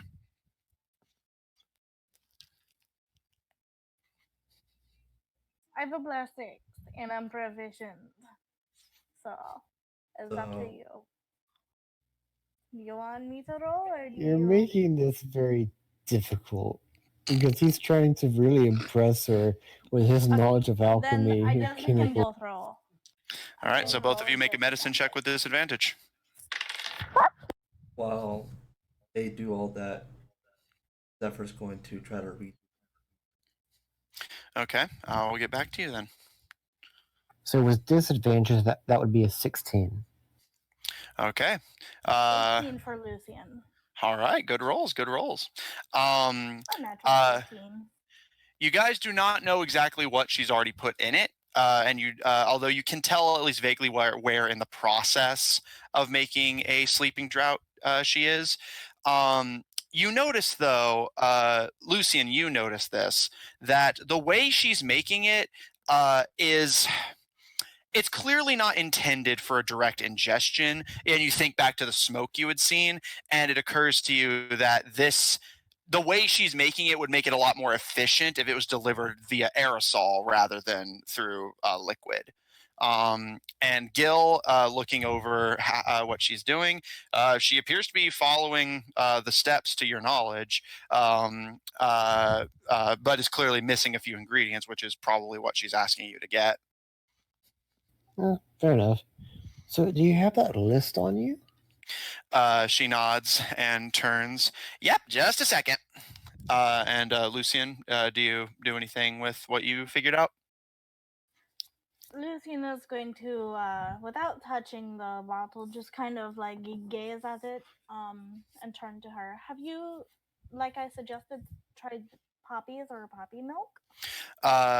She turns as she's sorting through a few drawers with various documents in them, and thinks to herself and says, well, I'm not exactly in his bedroom to see how exactly he's trying to deal with his insomnia problem, but to my knowledge, I don't think so. But The queen actually suggested that just having a treatment like this, and she gestures to the bottle, which is now emanating that kind of sparky smoke, would help him relax a bit without aggravating his paranoia about drinking something. Poppies and perhaps maybe some lavender. Lavender is really good for anxiousness. She thinks to herself and nods. Not a bad idea. And she does like a kind of sweeping motion, and you guys just see a mess of like ingredients and test tubes. But as she sweeps her arm over them, you see she has the ingredients that Lucian suggested, and she delicately puts them in the mixture and kind of adjusts the flame of the Bunsen burner. And you notice the scent in the room changes to a very relaxing lavender, and you notice the mixture turns from its purplish greenish color to a much deeper, more vibrant purple now. And Zephyr, as you open the note, on one side you see the coat of arms of House Tabedra, and what is very clearly a little sketch in the corner of Summer doing a shushing motion and winking. And as you turn the note over, you see written, 3 days, follow them out. We'll be there. All right. I put the note away. Eventually, she stands up and holds a small bit of parchment out to you, Gil, and kind of delivers a subtle wink and says, all right, if you think you adventurers are brave and bold enough, it'll just be a quick milk run in the Sprintwood. And as you look over, without even a roll, you recognize a lot of these herbs are relatively easy to find in any given forest. It's just a matter of like making the trip to go get them. And you can tell from the active mixtures all around her, you can immediately tell why Summer doesn't leave the castle that often, as it seems that her constant work with chemistry keeps her very busy. He's gonna wink back and say, shouldn't be an issue. She smiles and tilts her head. I hope not. And she looks around and kind of frowns a bit and says, if you'll give me a couple hours, I may be able to tag along. Like I said, the trip should be safe, so shouldn't be a big deal. I just want to make sure I don't blow up the dungeon while I'm gone. I want to at least be here if I do. I can appreciate that. She smiles, and you see her kind of just dashing around the lab, like shutting off mixtures and kind of just watching how they react before moving to the next one. And the bubbling around you, that ever-present, just gradually starts to quiet. So from what she said, it'll take her some time. You can wait for her, or go ahead and head out in the meanwhile. If you wait for her, Gil wants to wait, and he wants to make sure she doesn't forget a burner. Okay, so you're going to wait in the lab with her? Correct. All right. Lucian and Zephyr, what will you be doing? And I will say, if you wait for her, it will be close to nightfall, so it'll likely be dark by the time you get to the Sprintwood. Time before we for her. Mm-hmm.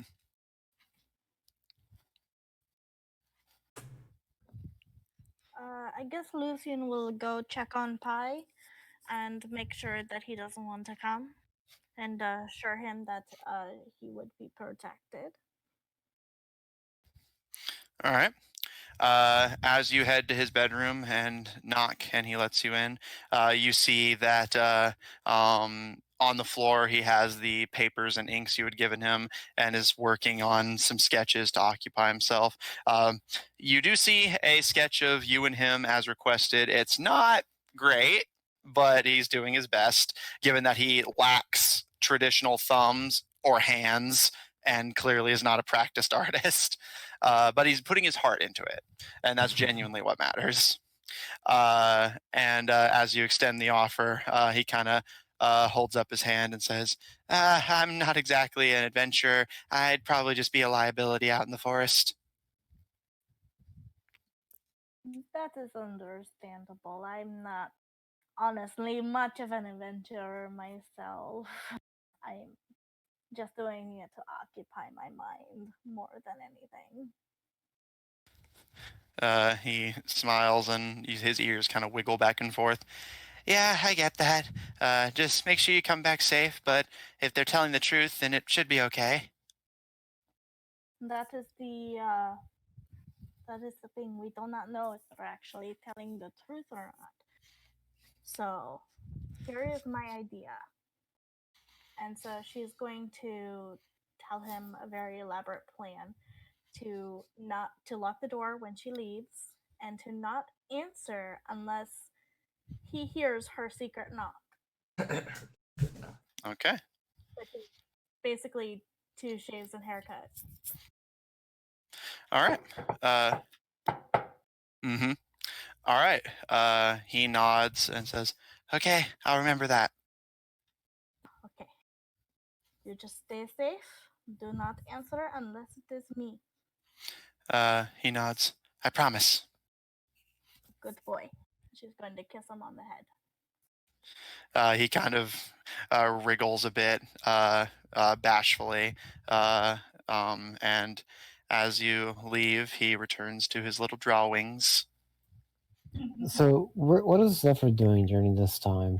Yeah, so Zephyr, you're up next. So Gil is waiting with your sister in the lab, and Lucian headed upstairs towards the bedrooms. What are you doing?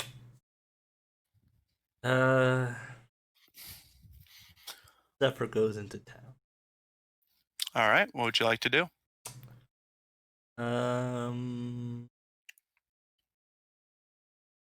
Is there any shops?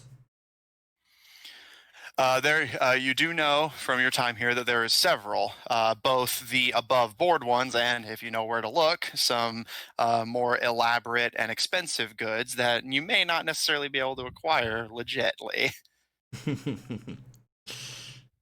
But since you have lived here for a while, you do not have to roll to find those. So just what would you like to try and find? And I'll just tell you if it requires going above board or below board.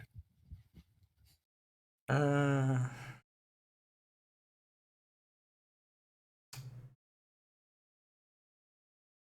don't care what could I use. I guess Zephyr is going to look for a wax. Okay. It's not hard to find. You do find a smith kind of set up in an open area, and you notice most of the grass around the smithy has been pulled and chopped away to just be flat, less flammable dirt. And what would you like to order? I guess he's just going up to the person, whoever is there to take his order, but and simply asked if they are available for, or if they have any rapiers. All right, so you approach and you see a deeply tanned, rather skinny man, human, with a black hood over a welding mask. And as you take your order, he gives a nod. We have several in stock already, actually. Just a second. And he heads inside. Do you use your name? No. Okay. For one rapier at regular price, since they do not know you are nobility here, that will be 25 gold. Right, I pay him the 25 gold. Okay. He gives you a very solid-looking rapier, a black handle and hilt. The blade is slightly on the rusty side. It's clearly not exactly expertly kept, but it is functional and it will serve you.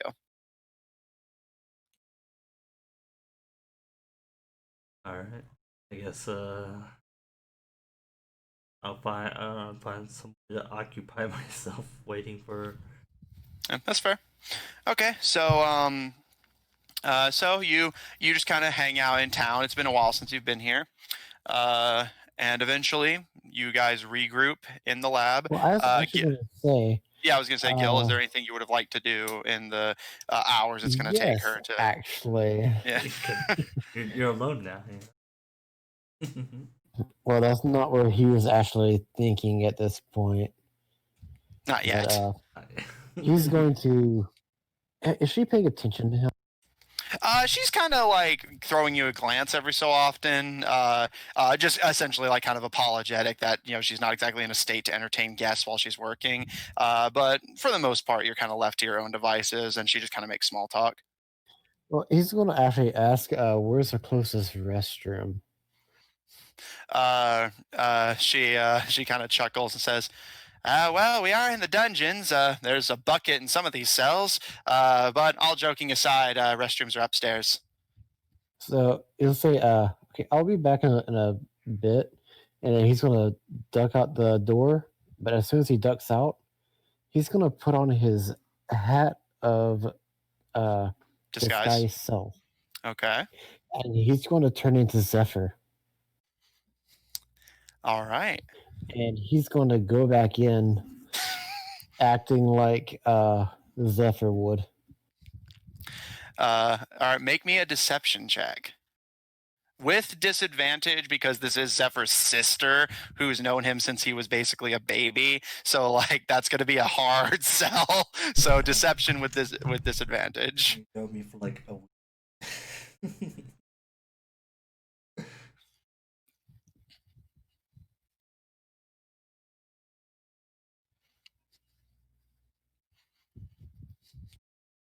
17.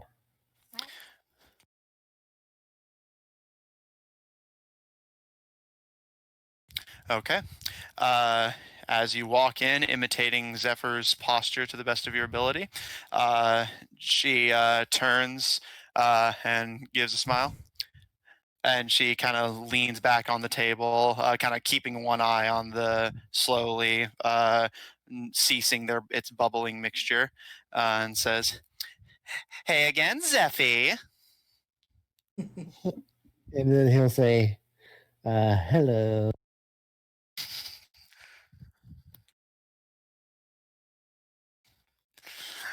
She kind of tilts her head. Something I can help you with? So, I was looking at that pouch. So, what exactly do you mean? You don't know about the pouch, so. No, but he knows you have the pouch, and he knows that there's not really much in there.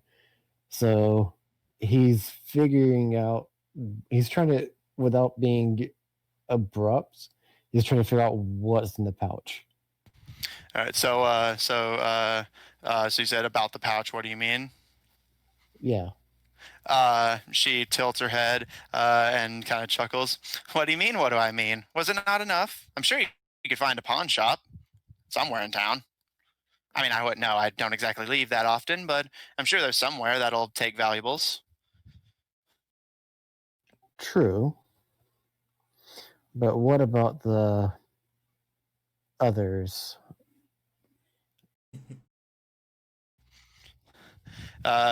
She tilts her head for a second before kind of doing the aha expression and says, "Oh, Zeffy's growing a conscience. You want to make sure your friends get paid."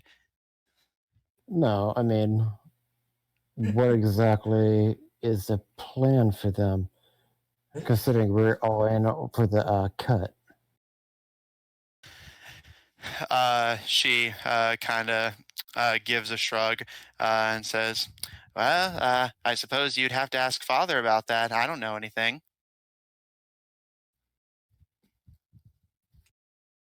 Yeah, and you seem so knowledgeable before. She kind of tilts her head to the side and winks and says, "I may be the smartest person in Tabedra, but I'm not even the smartest chemist on this continent. There's plenty of people in the world smarter than me." For instance, there's the geniuses who invent entirely new technologies, including the people whose formulas I study so rigorously. And she gestures to the beakers and vials. There's the people who innovate completely new forms of magic and forms of technology, pioneers that nobody thought possible. But I suppose the smartest people are the people who can see through basic illusion magic. I was like, and he's gonna start laughing and say, "Ah, you got me," and take off the hat. If you're curious, she rolled just high enough. It was one higher to see through your disguise. And Gil's gonna be just laughing his guts out. She laughs along with you and kind of pats you on the shoulder. Look, no hard feelings. I know it's a bit awkward to get caught when a con doesn't go according to plan, but rest assured, we're a kingdom of thieves. But you ever heard the term honor among thieves? Yeah, usually it follows with a knife. She kind of smiles and says, "Well, rest assured, if my father is planning anything, I genuinely have no knowledge of it." And he'll be content with that. And then, but he will ask, "So how convincing was I?" She kind of thinks for a second before shrugging and nodding and said, "It wasn't bad. Honestly, I probably would have fallen for it if I hadn't known him for much, much longer than you have. But you talked like him, you walked like him, so I suppose that's what counts. Would have fooled a stranger, just wouldn't have fooled me." Yeah, good to know.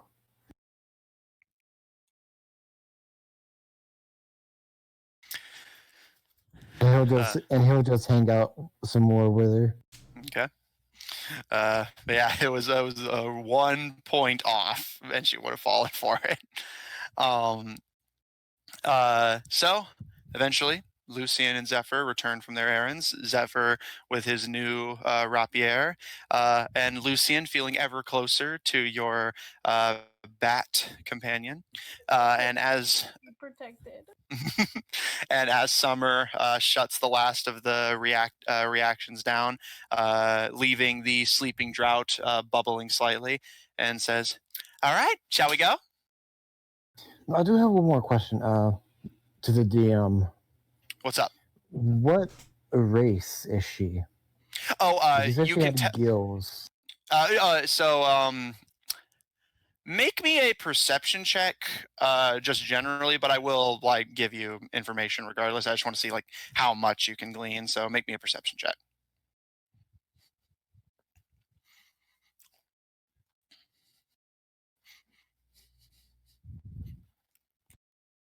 15.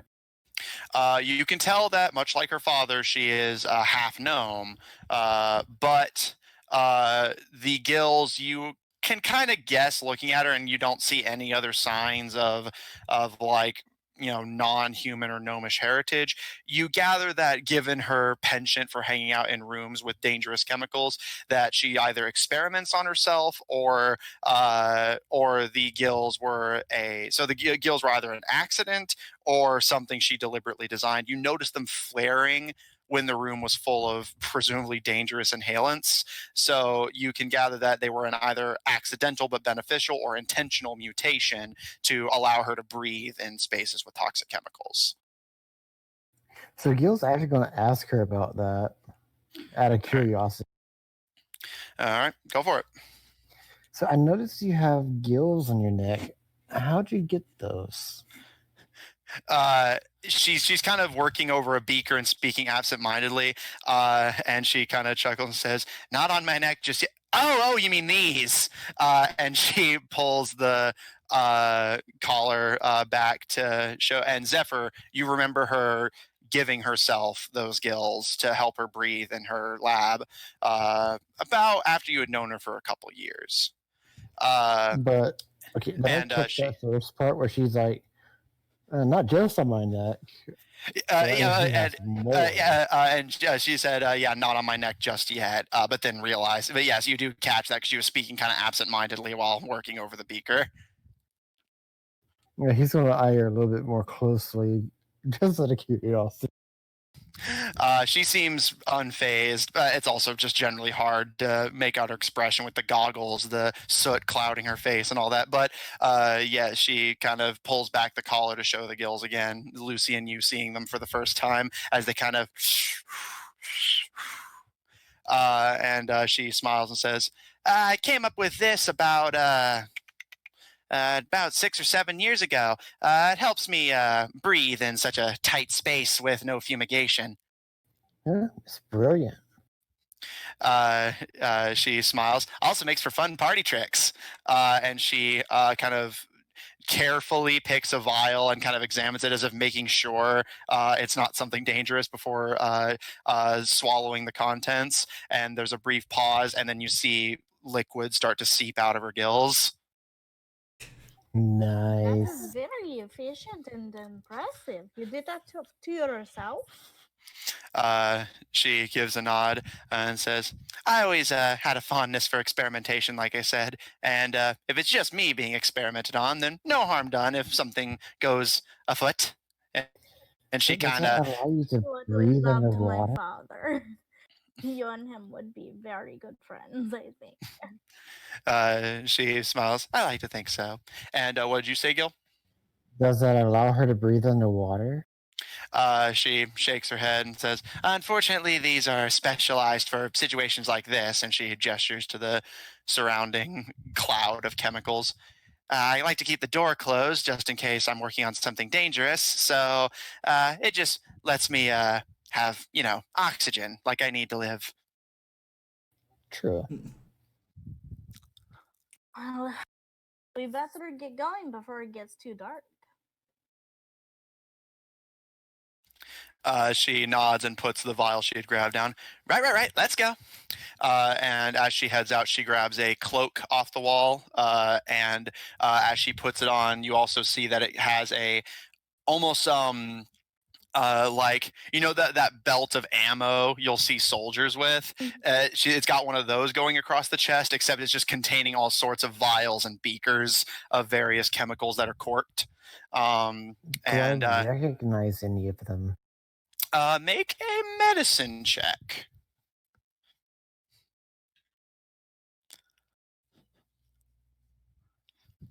13. You do not recognize them on sight. You are not a trained chemist, but you do see that they have some labels in her handwriting. And you see, just giving a cursory glance there, bear in mind they're going across her chest. So you give them a cursory glance, trying not to stare. But you see. Oh no, he stares. That's fair. You see, so Zephyr, you just see Gil fucking clearly eyeballing your sister. But Gil, you managed to make out one of them, a bright red mixture, says Fireball. One towards the right says Acid Splash. One in the center says Magic Missile. But as you're trying to read more, she kind of snaps her fingers in front of your face, and as you look up, she kind of tilts her head and smiles. "Eyes up here." Just curious about the potions. She rolls her eyes and kind of pats you on the back and starts heading out past Lucian and Zephyr and says, "We can go for liquid samples later." Ooh, okay. Get your mind together. And as she passes Gil, she's gonna like flick him in the ear. Can you reach his ear? How tall are you? I'm not that short. 6'9"? Okay, maybe not your ear. Okay, your nipple. Nipple. Wow. You can't get my nipple. Want of that? Yeah. And Lucian, were you saying anything before you approached Gil? Oh yeah, what'd you say? She's just gonna say like, keep your mind out of the gutter. Jeremy drinks more. Come on, those are great potions. Yeah, you just better hope that she doesn't have one that make you like super hairy, like a monster or like a bear. Which it wouldn't put faster. Grr. I don't have it on me, but it's in the lab somewhere. See? I really like this one. She's spicy.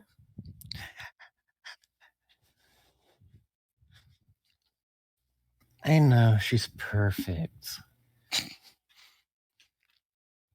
Zephyr just Summer, I think you better run before he tries to get you.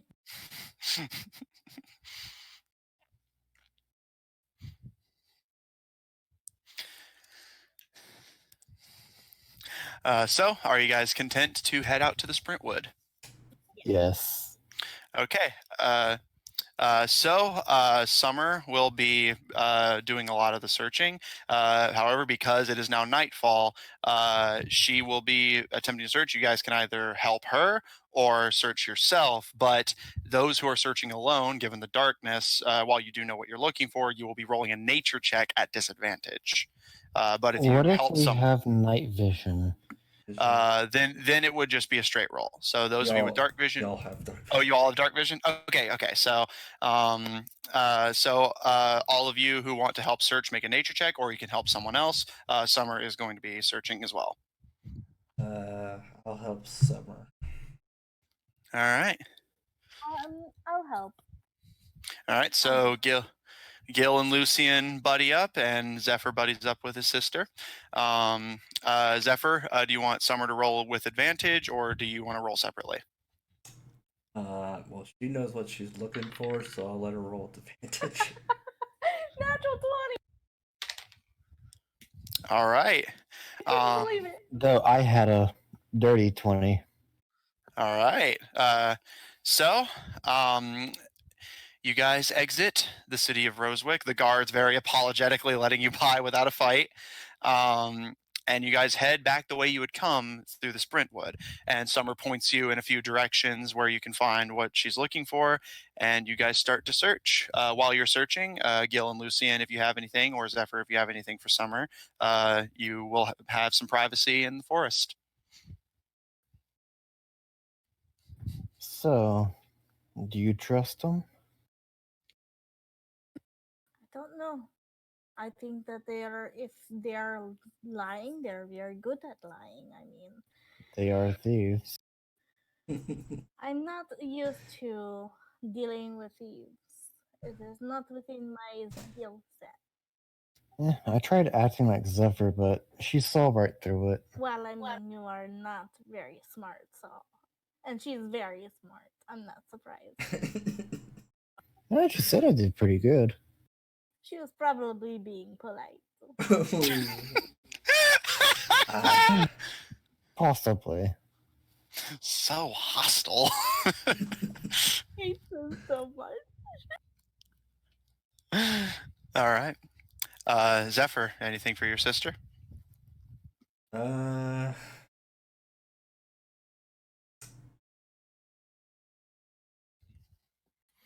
Acts like the good little brother.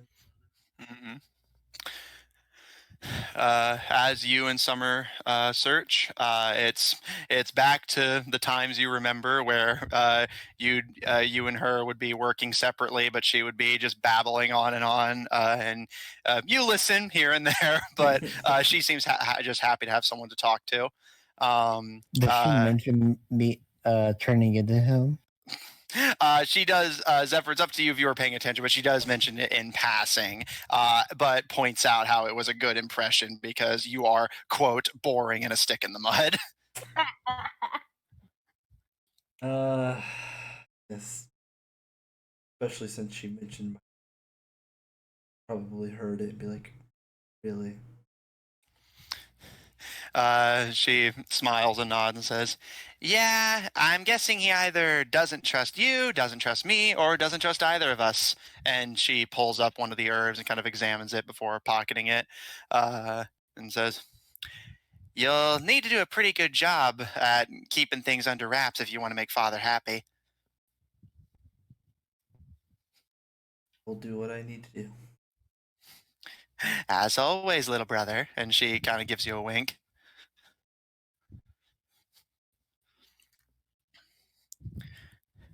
And as she's kind of collecting more herbs, she kind of asks you very out of the blue, I know you haven't been traveling with them very long, but do you know if either of them have any allergies?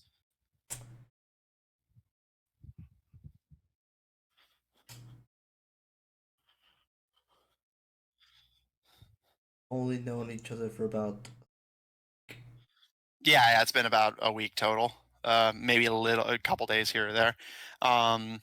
She thinks for a second before nodding and says, I'll see if I can't organize for Loop to take a look at him, just to be on the safe side.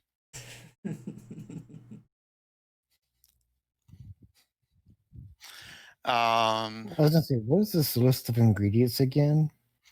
She gave it to you because she already knows what she's looking for. So what's on this piece of paper?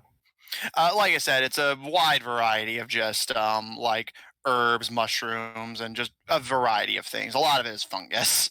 And as conversation carries on through the search, it's deep into the night. But as you guys regroup where you had originally parted, Zephyr, you and Summer collected a good chunk of the list.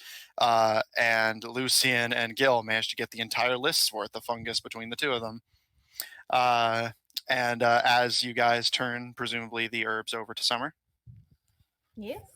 Well, if you notice, Gil's not actually directly touching them. Mm-hmm. As you hand the herbs over, she kind of takes note of you being cautious about touching them and kind of gives you a wink and a nod. Smart elf. It's a good call to not use your bare hands when touching dangerous things.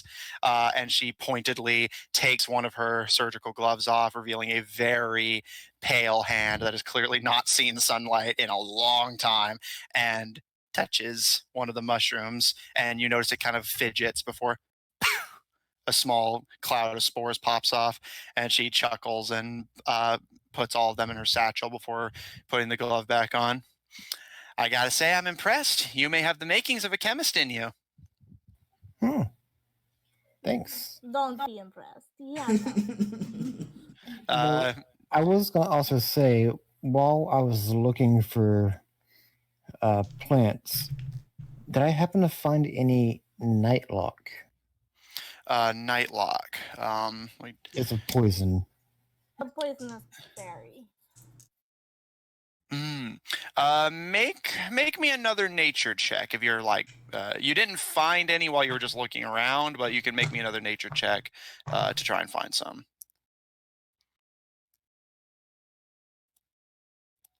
21. You do manage to find some clumps of it. He's gonna take them all, Okay. and he's gonna have them in his pocket. Okay. So, all right. So you may add 4 clumps of nightlock to your person. Cutting back, as Summer is kind of looking the two of you over, she just kind of smiles and says, "Yeah, I suppose it's not just a stereotype that you elves are right at home in the forest. Might have to ask you guys to make grocery runs more often." Lucian's going to give a lighthearted laugh. Well, I wouldn't say right at home, but I'm very familiar with these types of things, like I explained about my family. Well, I can't say I don't appreciate the help. Anytime I ask Zephyr, he tries to nickel and dime me and rake me over the coals. That seems Sounds very like Zephyr. Yes. We've known him for a week, and he is always about money, money, money. But, I've got plenty in the bank at home. I don't need. She smiles and looks up at the sky, and you can see the occasional shapes of bats, both regular and particularly large, flying overhead, but nothing accosts you.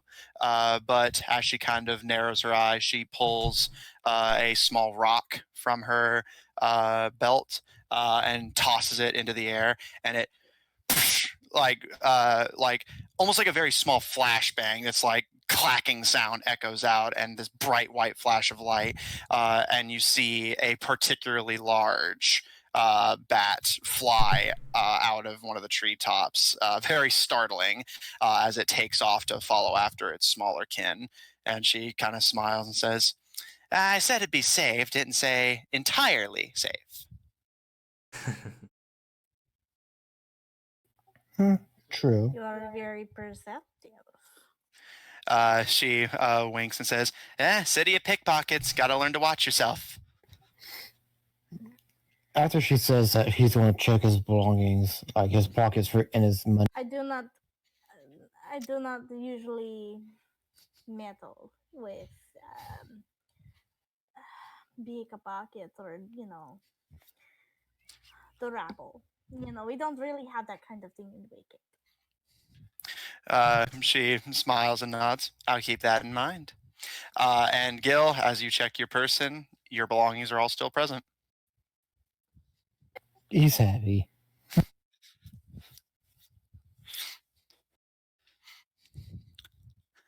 As you guys start to head back, is there anything you'd like to do before leaving the Sprintwood and returning to the castle? Well, I was going to say, with that 21 that I had earlier, do I see any more rare herbs? Nothing particular. You do notice places where they would grow have already been picked clean. You imagine this is not Summer's first time fucking scrounging the forest for herbs that would be useful for her chemistry. So it's hard to find much of anything, especially if you're not looking for anything specific. So you don't find anything else of particular use to you. Summer, do you have you ever thought of maybe growing your own herbs? I mean, you have a very large castle. I mean, I don't think it would be very hard. Oh, I am planning to work on that. It's just I would need to run some tests, make sure that the homegrown stuff is just as good as what you can find out in nature. Well, if you do it right, if you have like a what is the word, greenhouse, you get the sun, you get the moon, you can always chart things. I've known many of chemists to chart stars and do a lot of astronomy because sometimes that is important too. She smiles and says, it's not a bad idea, but you've seen how Zephyr is, and he gets it from Dad. It's going to be hard to convince him to dedicate the funds to get me a proper greenhouse. It's part of the reason I prefer to work in the closet. That is fair. Yeah, Gil's gonna chuckle at that. Well, I think maybe if you talk to your father and point out that, you are very clever. You're a very clever girl and you can create all kinds of things. And maybe it could be beneficial for the family, and not just your immediate family, but for the whole bandit family. She smiles and says, well, if it's for the good of Tabedra, I'll see if I can't. And she kind of rubs her hands over one of the potions on her bandolier. And if you take a quick cursory glance at it with your dark vision, you can see it is labeled Zone of Truth. And she says, might be able to convince him. Nice. I have to admit, Gil is very stricken with this one. I'm glad. All of these characters have been in the works for a very long time, so I'm glad you guys are getting a kick out of them. All right, so is there anything else you guys would like to do before returning to the castle and heading to your respective bedrooms, as it is now very late? Before she goes to bed, she will do the secret knock on Pai's door. There's a kind of, at the moment you do the first knock, there's like a shuffling sound. But then as you finish the secret knock, the door immediately opens, and you see Pietro smiling. And you can see he has his hair kind of parted slightly to see more clearly as he smiles. And you can see he's already in his pajamas, and he's not wearing his usual glasses, but he smiles and lets you in. Everyone got back okay, yeah? Yeah, everything was just fine. We found everything pretty easy. I mean, we're all pretty smart. Well, except for one of us. But we're not going to name that person, are we? He kind of chuckles and kind of awkwardly twiddles his thumbs a bit. It seems like he's a little uncomfortable with openly insulting someone who's like 3 times his size, even if he's not in the room. How does he know it's not Zephyr? It's obvious. Yeah, I was gonna say, are you gonna look me in the eye and say Lucian is insulting someone through vague posting, and it's not Gil? Exactly. He can't. As can she get? Come on. Is there anything else you'd like to do with Pietro? How did your drawing go? Can I see? He kind of smiles bashfully and says, "It's not very good. I don't exactly have a." And he kind of waves his wings, and bat wing. Their hands are very long and spindly, and not really made for things like this. But as you see a small kind of assortment of sketches. Some of you and him, one of him and the Shadow Lily president, and you see one with him being cradled by someone who looks a lot like him but much taller and older, although it's hard to make out details with the way he draws. These are very good, Pat. You should put your name on them. All good artists have to sign their work. I did. It's that little scribble down there. This is very good. That's a clever boy. I'm going to get some sleep. You should too, okay? Okay. Just gonna give him a little hug and leave the room. Now remember, don't open unless secret knock. That is right. Good boy. Okay. Good. Yeah, he returns the hug as you hug him, and you leave him in the bedroom. Everyone but Zephyr now has an NPC that they're attached at the hip to. Lucy's the mother of a bat, and Mama Lucy. Gil is dating your sister. Gil trying to date my sister. Speaking of which, Gil and Zephyr, is there anything you'd like to do before turning in for the night? Yeah, Gil's actually gonna pull out some parchment and a pen, and he's gonna start writing. It's gonna be a note to Oh God.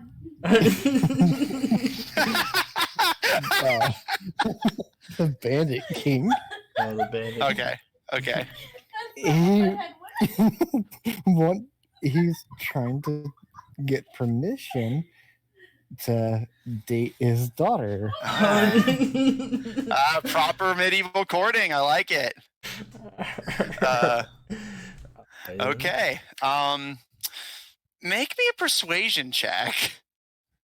How good are you persuading in paper? And just for flavor, are you proficient in I believe it's calligrapher's tool? Yeah, calligrapher's tools for writing. Are you proficient? No. Okay, so make me a persuasion. That's a 16. Okay.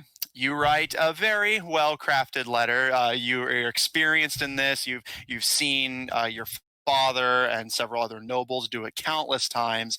You write a very classic letter requesting the father of a princess for permission to court them. You write the letter, kind of give it a once-over. Seems good in your eyes. What would you like to do? I'm going to look for one of the guards that might be able to get this directly into the king's hand. Okay. You see now, right? It end badly. Yeah, but what he sees, his wife sees, so she's not. This just in, I've created my first D&D waifu. The players are in love. All right. After a moment, you find one of the guards outside the royal chambers, and you pass along the letter. Do you say anything in particular, or just make sure it gets to the king? I will give it to the guard and tell him give it to the king, and we'll also pass 5 gold to him as an incentive to make sure it does happen. You see, he wasn't necessarily like you could see it was one of those things from his expression of like he was going to do it, but he'd take his time, if it's convenient, if I'm not doing anything that day. But the moment you slide the 5 gold, he just immediately nods and puts the letter safely in his satchel for safekeeping and gives you a salute. Though, don't take your time. This is very important to me. He nods. Very important business, of course. At ease. And he'll head back to his room. All right. Zephyr, would you like to do anything?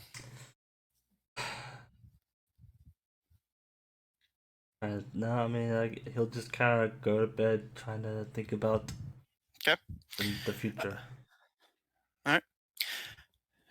Night falls, or rather passes, and as the sun rises, you guys get up, dress and equip yourselves, and meet up in the hallway as per the norm. Pietro staying in his room as requested. It is now day 1. Day 1 out of the 3. What would you like to do?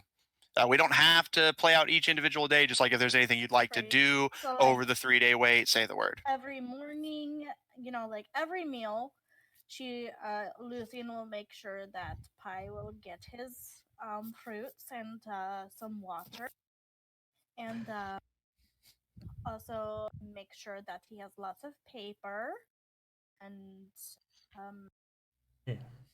maybe like get him some treats, like some pastries, and you gotta take care of your son. Yeah. Your boy. This is my son now. Austin, you joke, but you have a daughter in one of my other campaigns too. Well, I mean, so.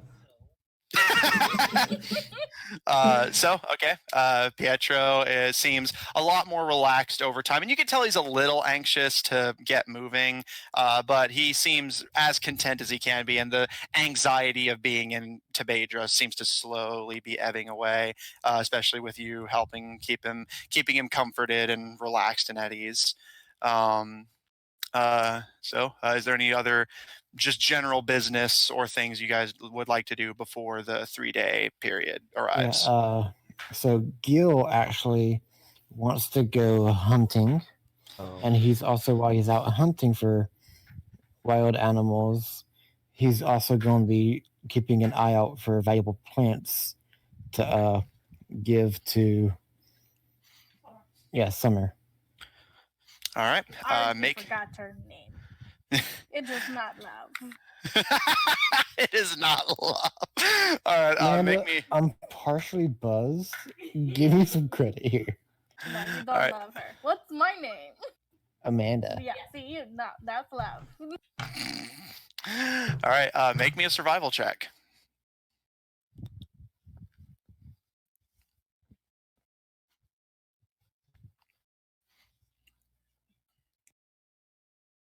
$18 survival. All right. Yes, it is survival. So is that 18 total, or? Yeah. Okay. You hunt well. You do occasionally come into contact with hunters from Tabedra, both from the city of Fuse and from the city of Rosewick. At most they'll occasionally like kind of harass you, but you say who you are and that you're on business, and they leave you be.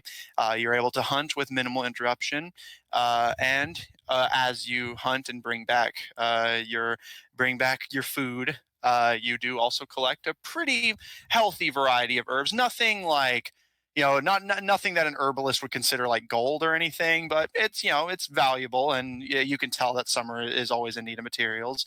And as you pass them along to her, she seems very grateful. And you notice around the second day onwards, when you do this kind of ritual, that she's throwing in a lot more winks and innuendo in her speech than normal.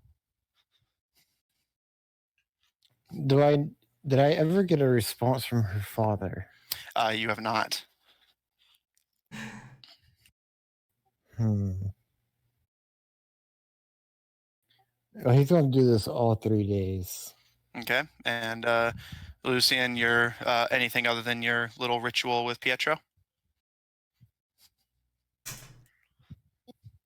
Maybe do they have like a library that she can look through?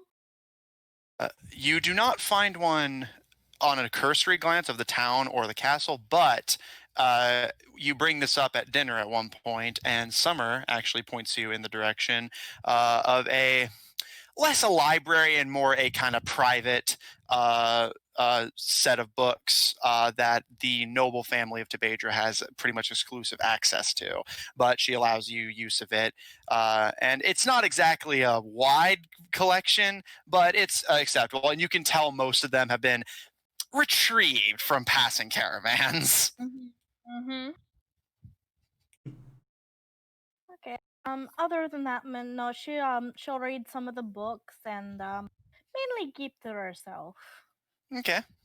As you sort I through. did have another thing that I wanted to do. Okay. Yeah, no problem. What's up? So, I was going to also ask Summer. So, with your father being in the position that he is, have you ever considered taking over and ruling on your own? She pauses for a second, kind of not like suspiciously, but just kind of stares at you almost as if she's kind of contemplating before sighing. And she continues to just work over her mixture and says, "Look, we're both adults.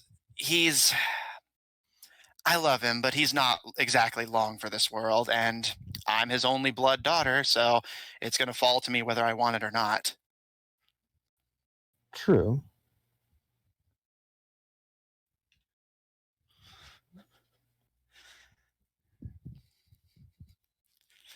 After a kind of pause. Yeah, he doesn't really know what to say after that, because Mhm. he understands that very well.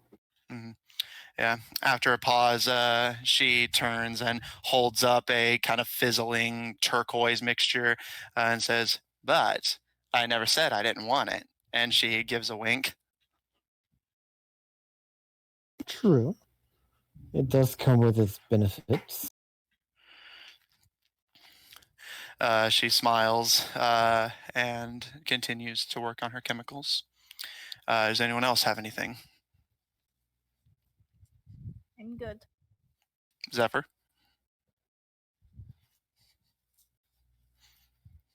Austin? I'm just like, we have 2 more days. I forgot I was muted. Yeah, no worries. Yeah, so yeah, you have 2 more days, but you can, for the sake of brevity, so we don't have to play out like every single day. Just if is there anything you'd like to do? Guess he'll play with his new set of dice. They are, you can immediately tell, actually legitimately valuable. You could probably sell these and make a good buck, but they clatter, and it's a variety of dice. You see a D20, a D6, a D4, a very healthy variety of dice. All right, and Gil, anything for you? Yeah, he's still gonna keep hunting and going for more herbs. Mhm. He'll range further and further, trying to find impressive herbs. Okay. Eventually, the third day arrives. And nothing particular unusual happens. Lucian, you have breakfast with Pietro. Gil, you go hunting and collect herbs and pass them along to Summer. And Zephyr, you spend the occasional bit of time with your siblings and play with your dice until eventually, around mid-afternoon, a guard approaches each of you as you attend to your personal tasks and said, "The king is ready with his response." I appreciate it. I will be right there. Lucian will close her book. Should I bring the messenger? Yes, please. Okay. So Lucian will go upstairs and retrieve Pi. All right. Zephyr, you are not approached by a guard. You are approached by Summer, who just kind of opens your door casually without regard. She doesn't even knock, and looks down at you with the dice, and she smiles. I thought you'd like them. You always love trinkets. They will come in handy. She gives a wink and says, "Well, if they ever stop coming in handy, remember they are made of gold." Yes. If that ever does come, we'll definitely look into someone. She smiles and nods and says, "Opportunity may come sooner than you think." And she rubs her hands together and says, "Come on, Dad's ready." All right. All right. Lucian and Gil, you are escorted into the throne room where King and Queen Tabedra, the queen stands next to the throne that the king sits upon, leaning forward on his cane. Loop opens the door for you and lets you in. And after a slight delay, after you guys are brought in, Summer and Zephyr enter. Summer and Zephyr both give their bows and kiss the rings of their king and father. What? You cut out Where did I cut off? Let's right say after Gil. they kiss the rings. Oh yeah, just saying like saying they kiss the rings of their king and father, and what would the two of you like to do? Gil will follow suit out of politeness. As will Lucian. Okay. The king smiles, and as you guys gather, he slowly hobbles off of the throne and starts to toddle his way past all of you, and says, "Come, come, come! This sort of announcement isn't something that should be made in the privacy of a throne room." And he starts to very slowly hobble his way through the castle. Do you guys want to follow? Yes. I will definitely I will follow. keep Pi very close to me. Yeah, Pietro seems very excited, especially, and as you guys are walking, he looks up and says, "It sounds like he's making an announcement. I guess that probably means something good. They must be announcing the alliance." We can only hope. The Do rest I of you, notice anything odd? define odd. Like eerily quiet? So just like People, anything about like the town or more, your surroundings that are off-putting from normal. with my ma- 3 days out and about. Make me a perception check.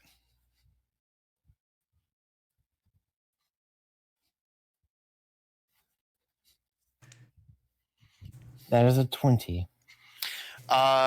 You do not notice anything particularly unusual, but as you look through the windows, you do see that the town is a little more abuzz than usual, but you can't necessarily put your finger on anything in particular. Okay, he's gonna be a little cautious, but overall, he's gonna follow along. All right. Uh, if there's nothing else, he slowly leads you guys out of the castle and towards the town square. And you noticed as you guys walk that the guards who had already been a little like kind of nervous and shifty around Zephyr, borderline like pole vault out of the way when they see King Tabedra coming. Like the moment a guard is like at the door and sees him, just kind of immediately steps back like as if they saw a ghost. But the king just continues to, friggin' classic cartoon old person, just slowly towards the town square. Lucian will follow patiently, keeping a free hand on Pi, just reassuringly. Eventually, you guys arrive at the town square, and you see that the chatter and general bustle that you had noticed, Gil, comes to a halt as the king raises a jingling with jewelry hand and says, "Bring me my box. I have an announcement to make." And you notice rather than a proper platform, a podium from which to give speeches, the bandits simply bring a box, and Gil, you notice that they just dump some wine bottles that have been contained in it and flip it upside down before depositing it near the king, and he slowly steps up onto it, giving him some slight elevation from which to speak to his people. And you guys stand with the ever-growing crowd of bandits around you as they stare patiently as the king licks his lips and prepares to speak. Would any of you like to do anything before the king begins? Nope. I want to scan the crowd to see if they're armed, if anything seems off-putting. Make me an insight check.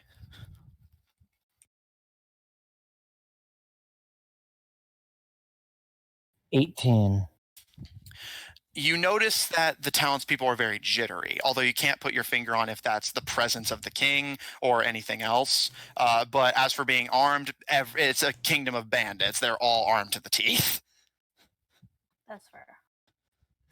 True. Eventually, the king raises a hand, and what mumbles there were in the crowd fall silent, and he speaks up in his frail little voice. "It has come to my attention that, much like what has threatened us in days of old, it seems there is call for another alliance of the Yavik kingdoms against Barbarous." And you notice the bandits start to kind of mutter to each other. Gil, you can hear the ones closest to you, just like, "Oh, Barbarous, holy shit," like clearly like someone they don't want to mess with. And after the crowd goes silent, he continues. "The squires, messengers, and escorts of the Shadow Lily Confederacy," and he waves a hand to your group, and the bandits all kind of turn to look at you, "have brought with them a message that the president of the Confederacy wishes to be the one to spearhead this alliance." And the bandits kind of look to each other and mutter, and Lucian and Zephyr, you're the ones who catch this.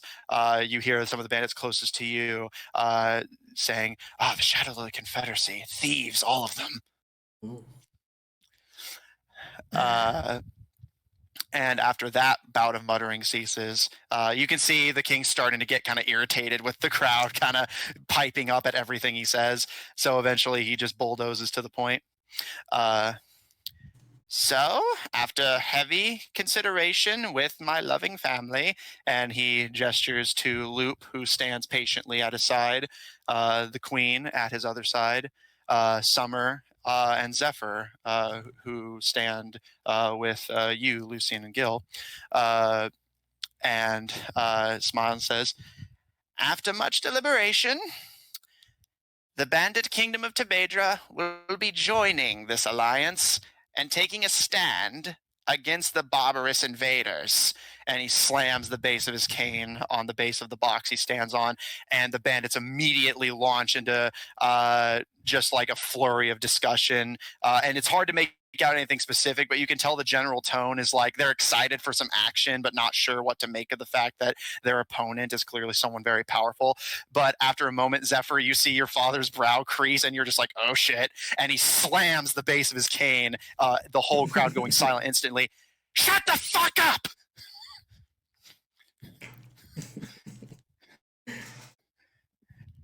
"Tonight, we party. Tomorrow, we fight." And he slams his cane again, and the whole crowd erupts in cheers, and immediately start just scrambling around the city. And Summer, next to you, Gil, just chuckles. "Tabedrans love a good party." I bet. "Think you guys can stay one more night? I promise the party will be a hoot." I don't think so. We stayed long enough, and we are so grateful for Well, your hospitality. It would be rude What? It would be rude to not stay one more night. No, it would be rude to keep the president waiting, is what it would be. Now she's waited this long. One more night won't hurt anything. Says yo. They said tonight we party, tomorrow we fight. I don't want to be on a little march. I want to be where the president is. But wouldn't it be better to show up with her reinforcements? They're all not going to like come to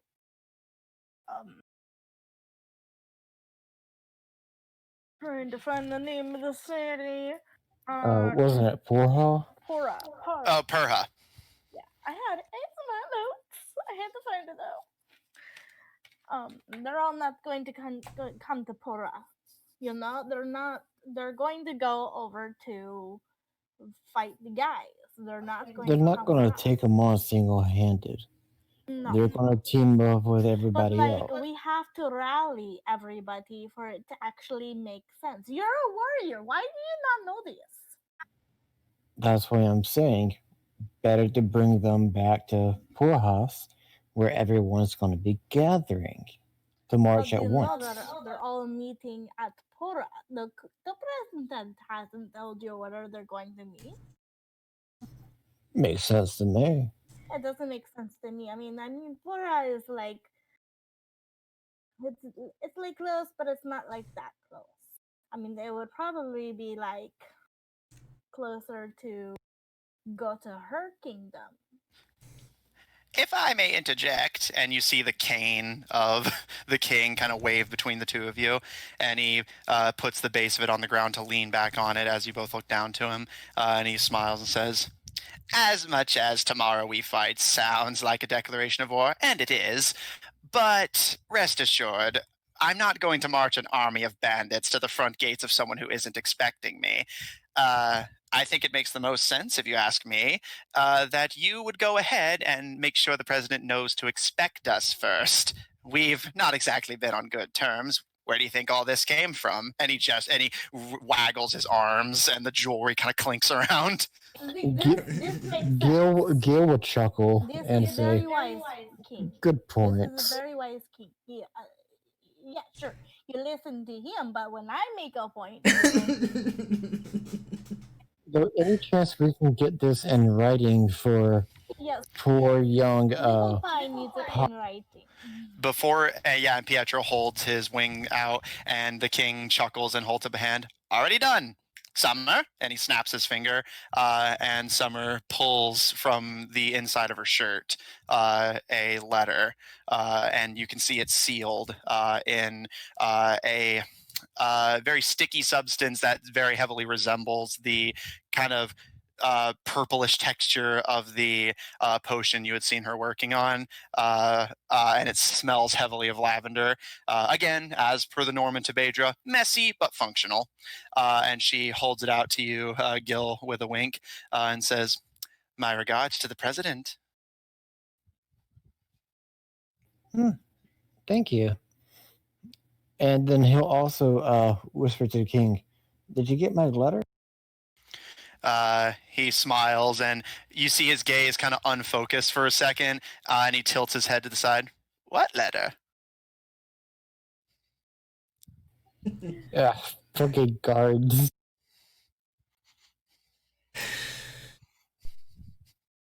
Never mind. Summer pulls her goggles off of her eyes to rest them on her forehead and says, "Well, it's a shame that it sounds like you won't be sticking around. A Tabedran party is the best kind of party. But Zephyr, Yes. the guards told me that all of you got accosted by Q and his crew on the way here. If it happens again, just tout your influence, Zephy." Well, I had That would make things a little more speedy, Zephyr.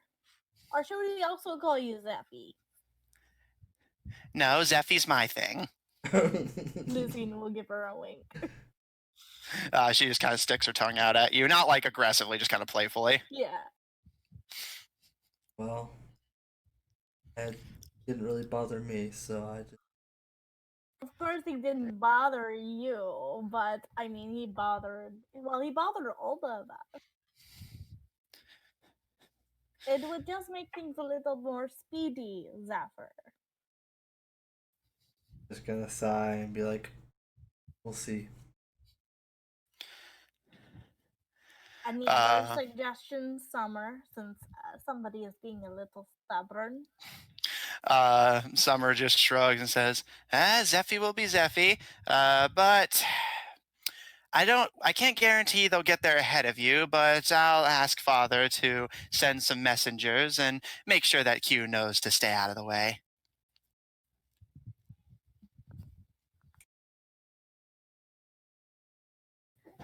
Okay. We should probably gather our things and make it. I mean, it's like 2 days, 3 days, right? Yeah. Summer nods, and Zephyr, she kind of tosses another small satchel to you and smiles. Here, just in case you decide you get bored halfway.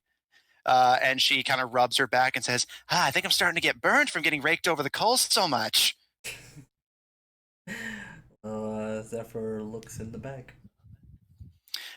You see another set. This time the dice are silver, and another note.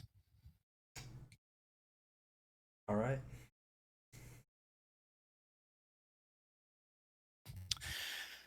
We came in with a horse in a cart. The king nods. And you recognize the two guards from the front gate who had been among the crowd kind of immediately stand to attention, and he gestures towards the front gate very aggressively and dismissively. Horse, cart, now. And the guards nod and immediately just start running to go get your stuff.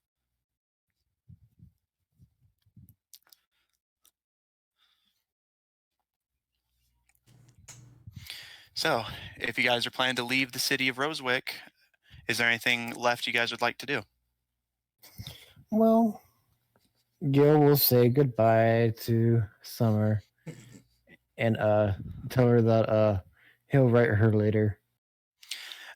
She smiles and says, please do, and make sure you sleep well.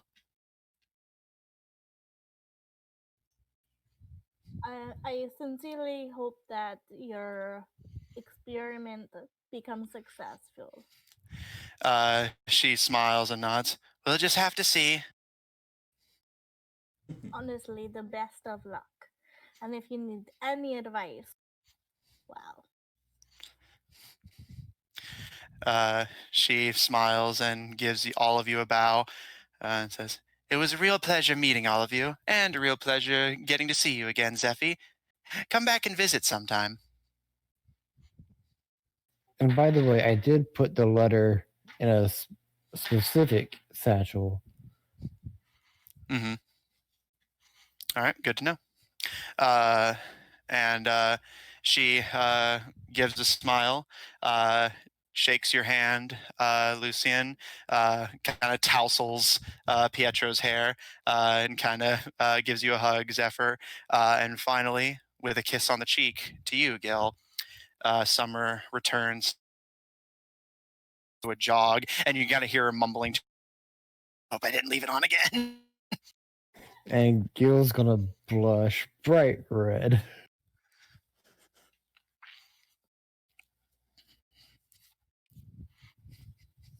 Let's go, people. Nothing to see here. Loop greets you guys as you head to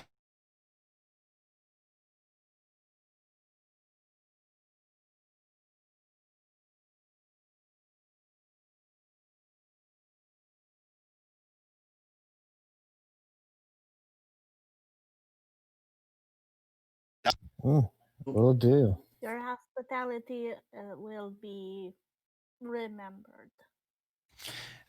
He smiles and gives a bow before walking off, much more slow and businesslike than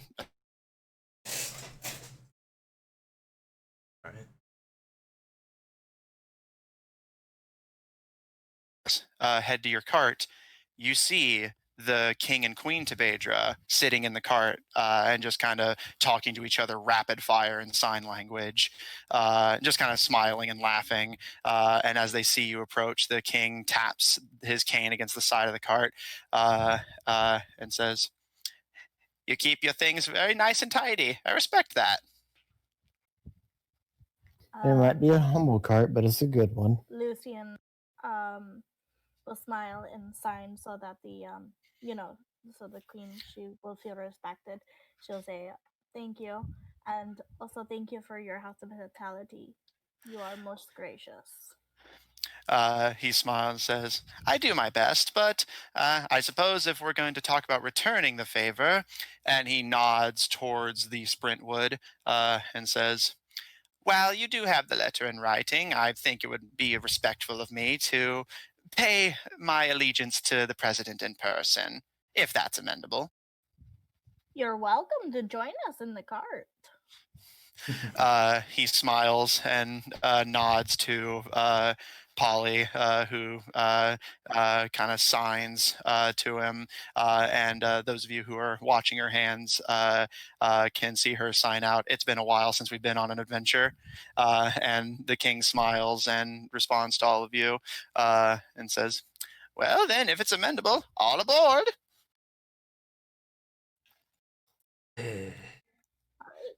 So I will let the king and the queen choose their spots first. They seem content to sit in the back. And I was going to say, Go ahead. Gil was going to drive. Yeah, Lucian is going to keep Pi close to her. Pietro smiles and kind of nestles into you, but he looks to you, Gil, and says, "Would it be okay if I hold on to the letter?"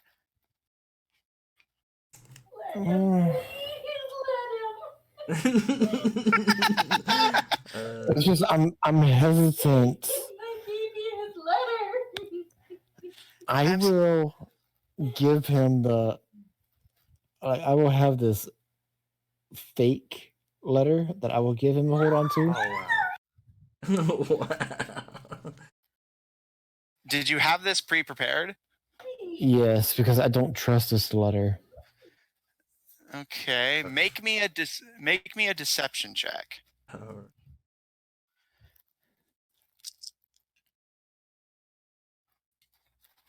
my baby alone.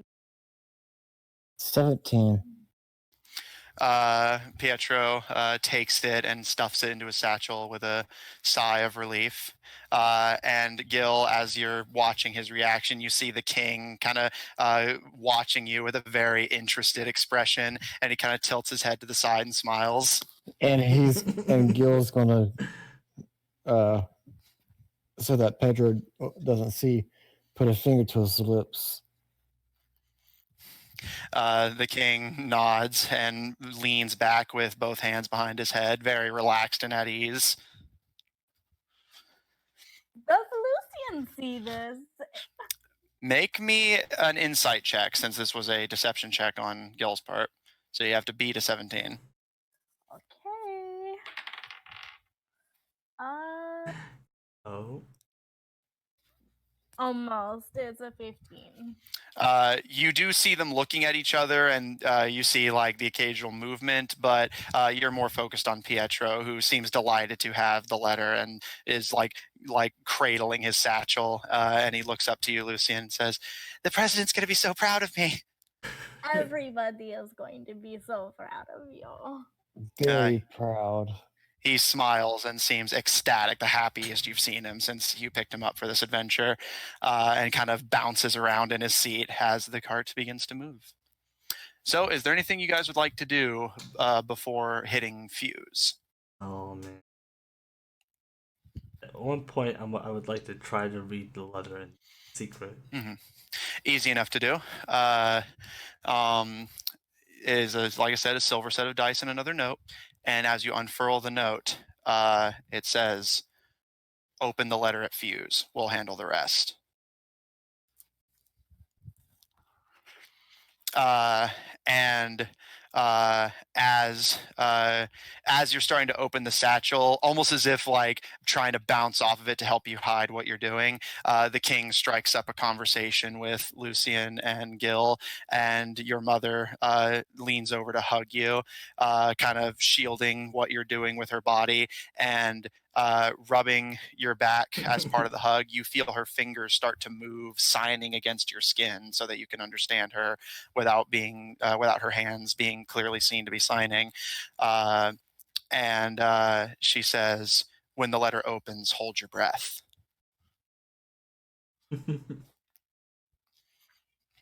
All right, and I'll put the satchel away I'll hug my mother and then put the satchel away. All right. So, does anyone else have anything before arriving at Fuse? Well, I wanted to make sure that before all this that we left, I got some rations. Okay. How many days worth? I'll do 5. All right, so that'll be 5 gold. and I was gonna say, I would like to, quote unquote, park the cart, saying that I have to go to the restroom, and when I do, I'm going to. Like, as you is leave, it possible? so you're gonna try and open the letter? No, I'm not going to open the letter. Okay, so what are you doing? Sorry. I'm going to destroy the letter. Okay. Because first I want to investigate the seal, because you said I recognized the wax. Mm-hmm. Quote unquote. Make me an investigation check. I'll say that the investigation of the letter is happening before you leave, because I had some dialogue before you left the cart. That's 19. Yes, you do recognize it's basically a congealed form of the smoke you had seen coming from Summer's room. So yes, I'm going to destroy it. Okay. I gotta destroy the letter. He's like for. I'm gonna set the end of it on fire and throw it. Okay, so you're gonna say you have to use the bathroom, leave the cart, and then set it on fire and throw it? Correct. Okay. And do it far enough away that they're not going to see. Okay. As you say you're going to use the bathroom and park the cart and start walking off into the forest, leaving Lucian and Zephyr with the Pietro and the king and queen, Lucian, Zephyr, the king kind of pipes up with a chuckle. He really doesn't trust us, does he? Well, I think he's had bad experiences. He smiles and gives a nod and says, "Zephyr, you know I'm a man to be trusted. Will you make sure that he doesn't do anything he'll regret?" He guess he'd be like, "My king." He smiles. "That's my boy." Gil, make me a perception check, and Zephyr, make me a stealth check to see if you notice being followed.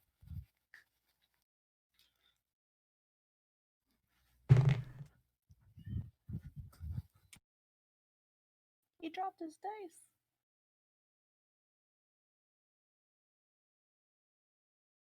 That's a total of 21. I also got 21. Ooh. Okay, what is your perception modifier, Gil? And Zephyr, what is your stealth modifier? +5.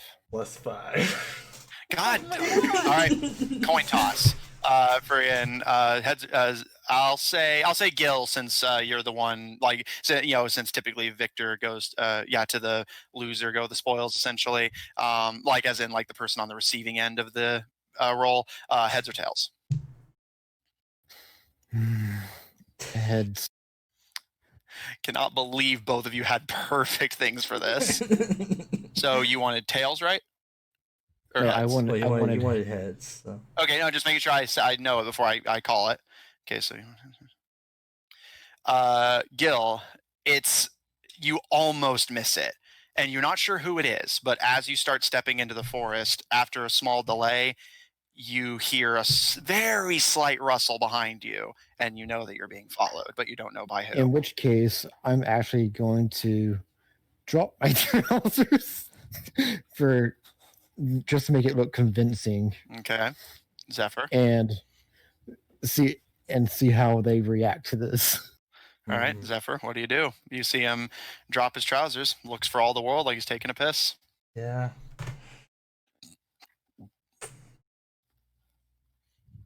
Well, I guess what he'll do is he'll stay hidden, but he'll look away for a bit, and Okay. to see this man peeing. And during the process, that's when he lights it and throws it, and then pulls his pants back. Zephyr, you do hear the sound of burning kindling, and as you look back, you see him throwing the now lit in the corner letter away. Hmm.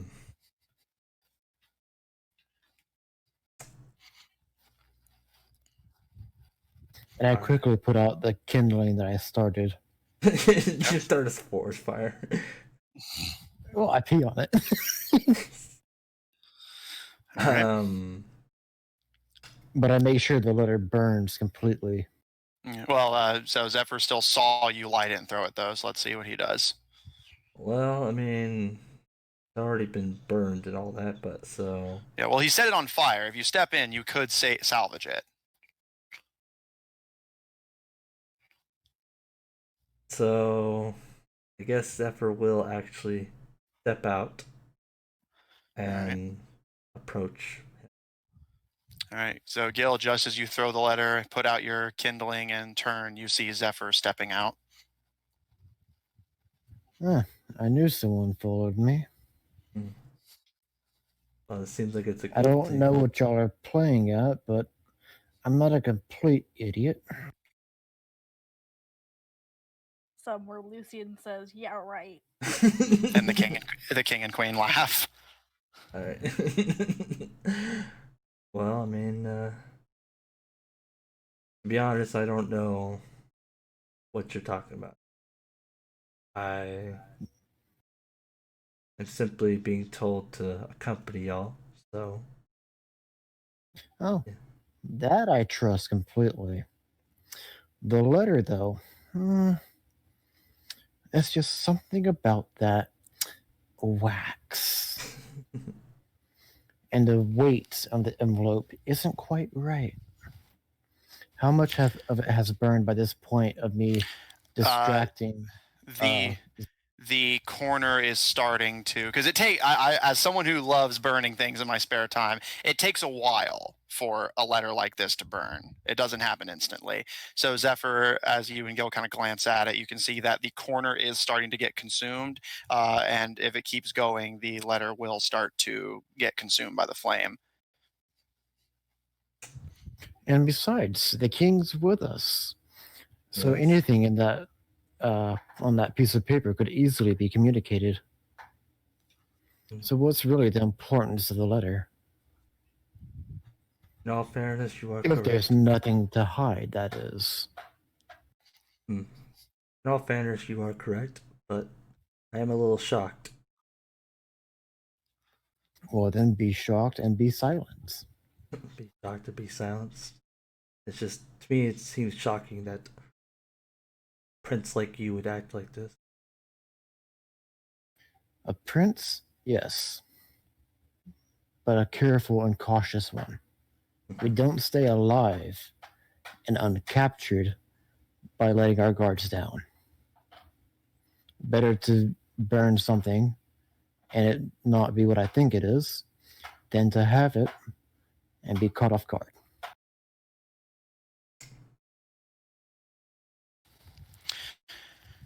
As you two are talking, the flame starts to essentially burn the edges of the letter to let air into the insides. And as this happens, the whole letter suddenly and you both kind of stare at it as it basically vanishes, all consumed by the flames at once, before a powdery form of the purple, jagged smoke you had seen consumes the both of you. How much HP do each of you? 27. 13. All right. Yes. But as soon as it does that, I would like to quickly hold my breath. It's happening too Yeah. fast for you to react that fast. So you have 27, and how much did you have, Zephyr? 13. Okay. You watch as Gil suddenly. I was doing math, so I had to get back to names. You watch as Gil drops like a sack of rocks, and you actually start fighting. You can feel your eyelids getting heavy and your breath starting to get like labored. But you remember what the letter said and focus and just wait for the powder to dissipate and manage to just by the skin of your teeth stay awake. And you look down to see that Gil is currently asleep. Except there's one thing you forgot. You can't. He's an elf, so he can't. I put to sleep. cannot be charmed, and magic can't put me to sleep. I'm an elf. All right, thank you for letting me know. So you watch as Gil, as the powder dissipates, stands back up, kind of shaking his head. Yeah. So what did y'all think y'all were going to accomplish with that? And I will quickly grab Zephyr and put a knife to his throat and head back to the cart. You have to make a grapple contest unless Yeah. Zephyr, you don't want to resist. I'm going to do it. Zephyr, you want to resist? No. Let him do it. All right. Zephyr does not put up a fight, and you start to return to the cart. So I will get back to the cart, and I will make sure that everyone sees You holding Zephyr at the knife? and say, so what exactly did y'all think you were going to do with that sleep spell hidden in the letter? Pietro looks around in confusion and checks his satchel, like double checking that he has the letter. And he. Sorry, Pietro, but It's Pietro. sorry, but I couldn't allow this to happen. I was supposed to deliver it. Yes, but what would have happened to the queen if you had delivered that? Well, the truth is, it actually wasn't supposed to get to the queen. I figured as much. Uh, Y'all have been way too nice for thieves, and you don't get stuff for free. Queen Polly kind of turns and starts signing out. I actually do take offense to that. Just because we're thieves doesn't mean we can't be nice. We actually do like you, but and the and Lucy and you are here for this. Just in case you haven't said anything yet. No, I'm listening. The king nods and pipes up.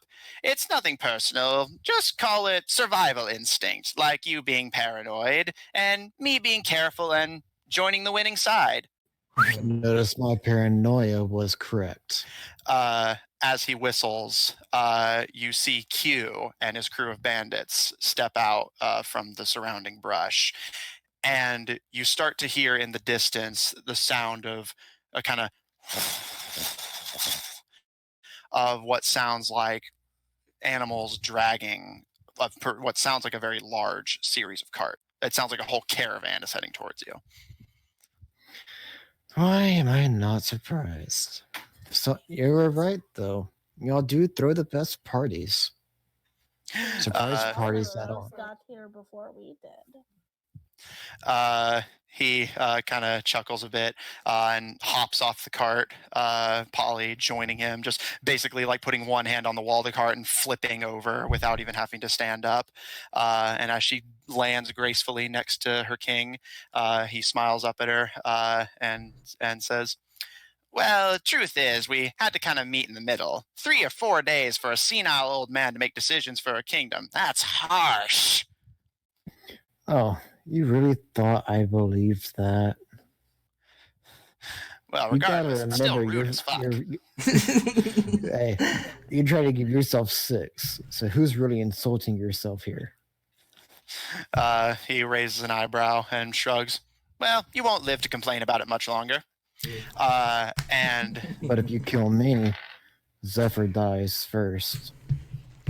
he smiles, and you watch as Queen Polly flicks her wrists, and 2 full-sized rapiers, where there had been nothing in her hands, are suddenly in her hands. And he twirls his cane to hoist the business end over his shoulder and says, "Trust me, you won't be able to bring that knife down before Polly gets you." Is this really what we're going to come to? I mean, if you're going to go with those guys. He looks to you, and again, he seems like genuinely fairly like friendly. Like none of this is hostile, just business. And as Q and the bandits part, and you see several of those animals you had hunted earlier, Gil, the Tyrandresses, dragging what look less like carts and more like those big like boxy cars you would see at the circus, and starts to drag those in. And King Tabedra smiles and says, "It's really nothing personal. Like I said, it's just they have armies and magic, and you guys have the 3 of you and magic." We don't just have the 3 of us. She sent 3 of us. That doesn't mean that there's not more. There's 2 other whole countries going against these guys. Relax. So really, are you being very smart? He smiles and says, "Oh, you have no idea, do you?" And when Zephyr laughs, the king points to him and kind of does that like, "I'm so proud of you" nod. "You see, my son has equally no idea what's going on here, and he still put the pieces together. This is bigger than any of you think it is. If I was just going in here with my bandits, yes, I'd absolutely have joined the alliance just to save my own skin. But my skin is safer here." And as the creatures and carts begin to encircle where you had parked, you see several uniformed soldiers wielding bayoneted muskets start to hop out of the carts and start forming around, forming a protective circle. And after a moment, one of them steps forward. Their uniforms are a pristine white, and he holds out a very formal-looking scroll and says, "All rise for the Honorable King Barbarous." Well, we're not exactly sitting. And after a moment, 2 figures step from one of the carts as the large car opens, and a sort of cardboard gangplank of sorts deposits out to allow them a walkway. And you see 2 figures. One much taller and more aggressive looking than the other. You see a dressed in all white, a white hat and long coat, with red hair that is starting to turn gray at the edges, and a very handsome looking face, but that is also starting to give in to age. And this tall, very somewhat skinny, but clearly like has some weight to him, man examines all of you with very cold and cruel dark eyes. And next to him is a young girl with matching red hair. But rather than a human, as the taller man seems to be, she is a satyr. And you see, most notably, some of you kind of wincing a bit, a brand burned across her eye, forcing it shut. Although at a glance you do not recognize what the logo is, as you know, the meshing of the burned flesh makes it kind of difficult to tell at a glance. And the man steps forward, presumably the King Barbarous, and looks to you, Gil, holding Zephyr at knife point, and says, Look, I knew everyone on this continent were utter savages, but do we really have to make this violent? I'm not the one that tried to kidnap a bunch of people. You said about kidnapping. I always said I didn't say one person, and I'm not kidnapping you. I'm just protecting my own skin. King Tabedra smiles. I respect that.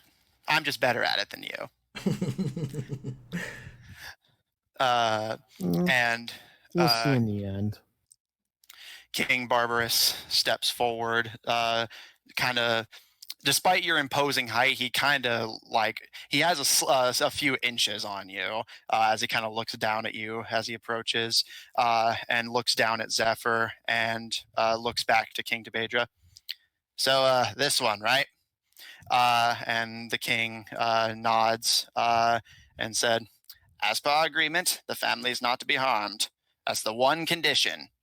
And the king kind of before looking down to you, Gil, and says, let him go before I have to make this messier than it already is.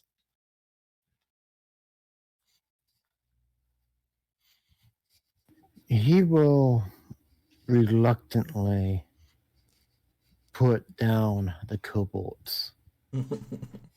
But he will hold his ground, and he will not flinch. And he will stare right back at this guy. Zephyr, what do you do? Honestly, not knowing much about what's going on. Lucian at this point is going to turn her eyes to Zephyr with a very cold face and shake her head. I should have known not to trust you. I mean, it's pretty obvious. It has been pretty obvious where you've been standing. So you better go where you are standing, behind Mommy and Daddy.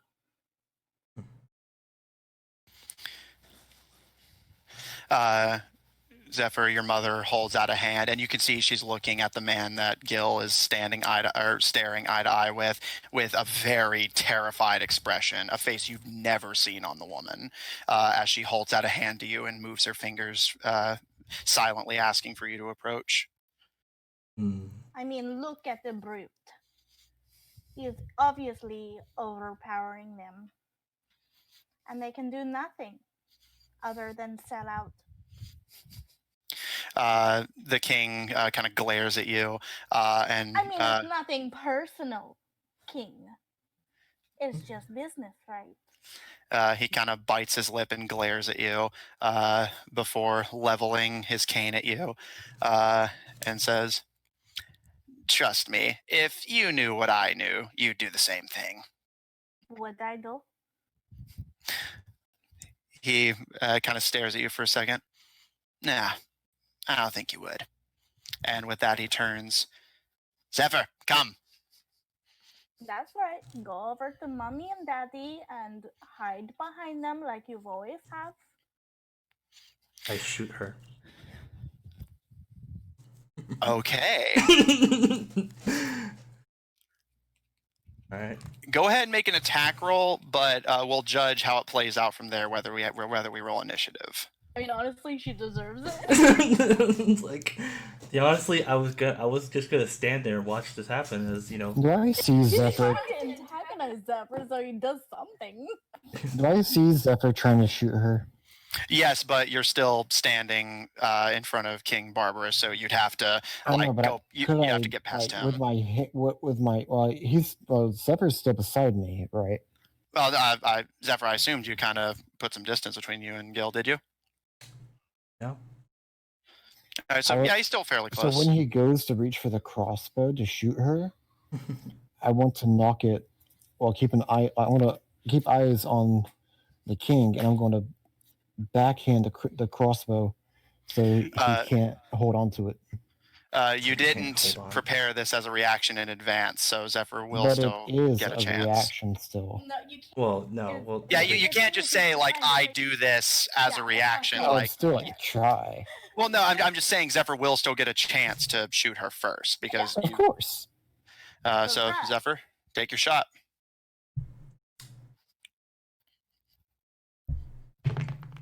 All right. Ooh. As a little crossbow modifier, I don't think. Actually, I definitely don't. +5. All right, so you. Yeah. All right, so you fire at Lucian, but as Gil kind of basically like backhands the crossbow, your aim goes wide, and Lucian, you feel the crossbow hit the tree behind you. But Gil, as you're kind of fighting with Zephyr with the crossbow, King Barbarous shoves a broadsword blade between the two of you and says, Now, we're settling this like businessmen, not like savages. Of course. I just can't have my companion getting hurt with an arrow to the face. Rest assured, she won't be hurt with an arrow to the face. You. And he looks to you, Lucian, and looks to the surrounding bandits and nods, and the bandits start to approach the cart. And he nods his head towards the one of the caravan cars that are being opened up. Cart, don't fight, please. She's going to have a very almost like you're joking, right? Kind of like scoff. You really expect us to come without a fight? Who do you think you are? I mean, I would ask you who you think you are, but it's pretty obvious who you think you are. So let me ask you this: who do you think I am? He leans the blade of his broadsword on his shoulder, and you notice that it has a very unusual looking hilt. Like you can see, Zephyr, you recognize this most intimately. You can see several mechanical mechanisms that you would expect to see in things like booby traps or in very primitive, like clockwork weaponry. And he kind of raises an eyebrow to you and said, oh, I'll tell you who I think you are. I think you're a savage who's very, very outnumbered. I am not a savage. I do not come from savage people. That's one who insults but someone. I will protect what I must. He shrugs and says, if it's all the same to you, me and everyone here can just knock you out and take you that way. I just figured you'd appreciate less bruises. I've had plenty of bruising in my time. But, and she's going to look very intently at him, I do not think that this is very right. And I think you should go. And I'm going to cast command. All right. What's the saving throw for that? It's a wisdom of 14.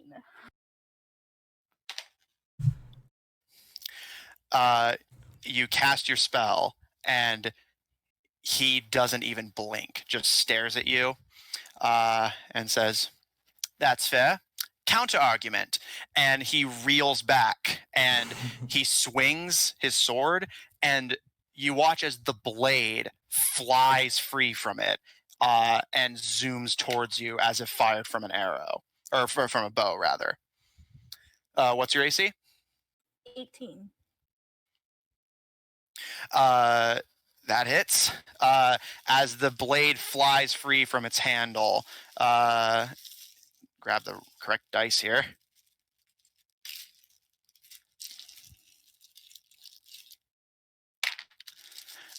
You take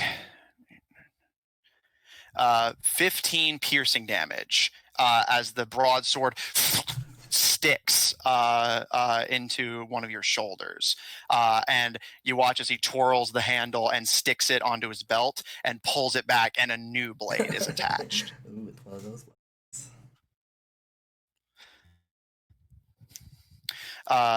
And he kind of runs his finger along the blade and says, I think I made my point. And he looks around at nobody else laughing, and he holds up the sword. Point! Get it? Barbarians. Yes, we get it, but it's not very funny. And you call us barbarians. The only thing funny I see is your face. He kind of stops and stares at you. She's staring right back with her cold green eyes. He smiles, a very unsettling, crooked tooth smile, and says, I'll ask you one more time. Come willingly, and I don't kill everyone, knock you out, and make whatever I'm going to do to you much worse than it needs to be. Sound fair? So what are you planning to do to us? Well, and he gestures with his blade towards the cart that had opened. Why don't you find out?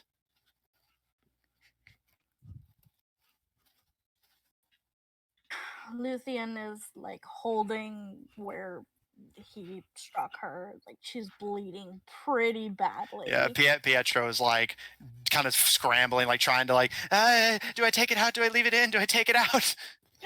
Allow me to help my companion, and we will come with you.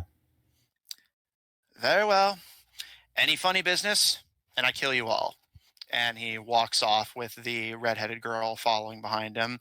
What do you do? Lucian is going to take it out, and then she's going to cast Cure Wounds on herself. Okay. So, And then Gil and I will also have some healing potions. grab her by the arm and walk her That's 10. and Petro over to the cart. And he's going to look in. What does he see? You see cages. What do you think we are? Animals? I told you. Yes, thank you for asking. I am not an animal. I am of noble blood. You're a filthy elf of equally filthy blood. Oh, wait, what is he? Ooh. You think I'm filthy? You should hear what elves say of humans. And she's gonna go in the stupid cart. Gil? She has to have I'm still trying to figure out, like, he is indeed a human. One more time, sorry? He is indeed a human. You can make a perception check if you want to be sure, but as far as you can tell, he is human. I do. Go Make for sure it. he's not some mongrel himself. Hmm.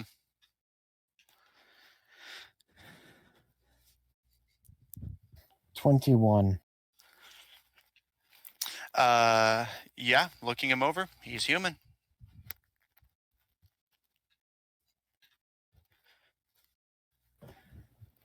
He will Zephyr. get into the cart. Okay. Pietro kind of nervously follows the two of you in and kind of looks around and looks to you, Lucian. What's happening? I was supposed to deliver the letter. Lucian before- I was just gonna grabs him and just like protectively wraps her arms around him. You just stay with me and you listen, okay? Before he nod gets into slowly. the cart, Gil is going to look back over at Zephyr and say, I thought better of you. Why is that? I didn't. It's like, what? You like money. I could have given you more. Or And he's so going to many get into the cart.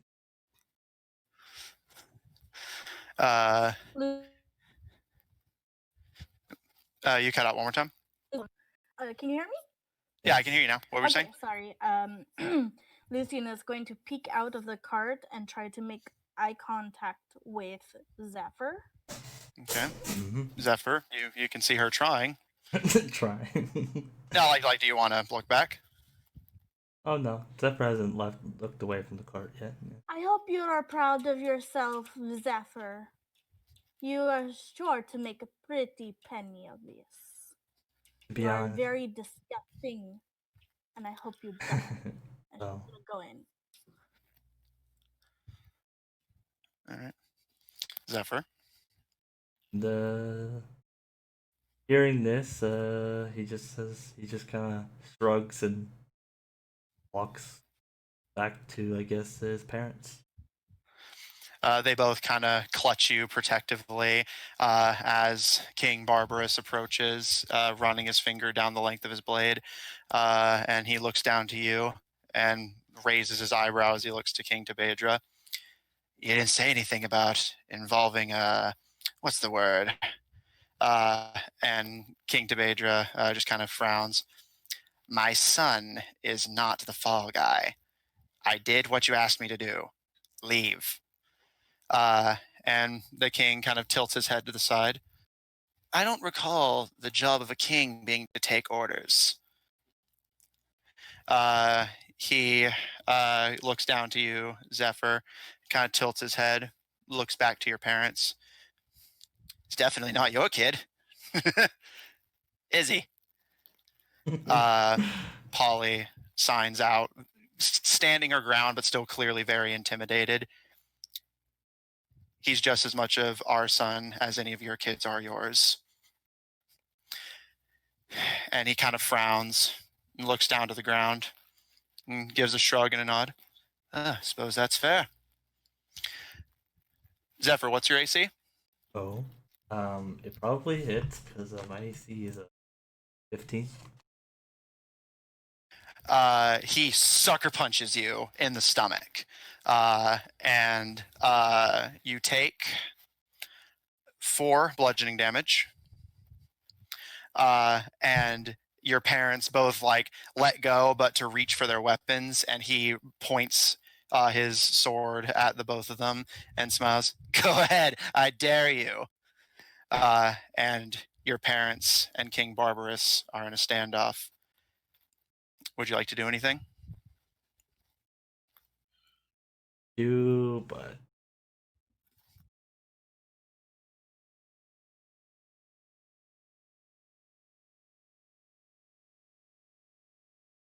here.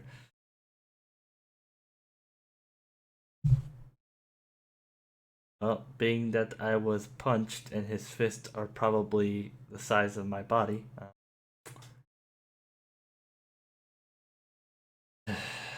Zephyr will just lay on the ground. Polly looks down at you and kneels down to approach you, but is stopped by the blade of King Barbarous, who looks down at the two of them and smiles and says, thieves and savages, selfish and petty, all of you, your nobilities and your bloodlines and your species and races and countries. It's annoying. It's annoying is what it is. And he looks to all of his soldiers who kind of like nod to each other, just agreeing with him so he doesn't look at them. And he kind of looks down to you, Zephyr, and tilts his head and glances back to your parents. But if there's one thing I hate here more than the savages and their savage countries and barbaric ways, and he reaches down and grabs you by the scruff of your neck and hoists you to your feet. And he looks to them and says, it's the damn mongrels, and this is how you get them. And he shakes you in front of your parents. And your father levels the barrel of his cane at King Barbarous, but the king just smiles and leans forward, pressing his forehead to the barrel. Go ahead. And the king, you can see his hands starting to shake, the jewelry kind of clanking a bit. What are you waiting for? Pull the trigger, big fella. And you can see the king starting to sweat, and he looks around at all the soldiers bearing their rifles who are just kind of watching him. And you see Polly, your mother, her hands starting to twitch on her rapiers. And finally, the cane lowers. That's what I thought. He looks down to you, Zephyr, and hoists you over his shoulder. Are you going to put up a fight? No. But as he puts me over his shoulder, I would like to stab him with a rapier. Okay. Make an attack roll. Probably not gonna hit. Nope, definitely doesn't hit. 9. As you go to bring down your knife, your blade is stopped by the metal of his blade. You can see him backhanding it to cover the part of his back you were going to stab. And he adjusts his grip on you to hold you in front of him. And he smiles. Good. Dinah likes a fighter. And he heads over to the cart where your friends are. The rest of you, Quote-unquote the friends. guard. Yeah, quote. For those of you in the cart, guards had come in and are basically making it pretty clear you're intended to enter and then be locked in the cages. Do you comply? Begrudgingly. Do I see Zephyr coming in with us? That's about to happen. Just this was what was happening while that confrontation was going on. As Lucian sees Zephyr, she's going to give a laugh, and she's just gonna laugh and laugh and laugh, and then she's going to look up at him. Mad. Someone's gone mad. And with a big smile on her face, she's going to say, I had a feeling that this was going to happen either way. So I hope that your father learns a lesson from this. Gil, did you comply with entering the cages? Yeah. So, as you guys are locked up, you see King Barbarous dragging Zephyr in by the scruff of his neck. And Gil, you see Lucian just start to laugh. And the king actually joins in the laughter as he opens a cage and just chucks you into it unceremoniously, Zephyr, before slamming it shut. And he says, your friends are right to mock you, you know. And as he kind of steps around the room, tapping the business end of his sword on the ground, almost as if mocking the cane-using walk of King Tabedra as he does so. You see, that's the thing about all of you people. You're selfish, you're petty. You don't see the bigger picture of things. You didn't expect me to be here, did you? And he looks to you, Gil. Did you? Actually, I would have called you a coward if you hadn't. He kind of leans against the bars of the cage and smiles.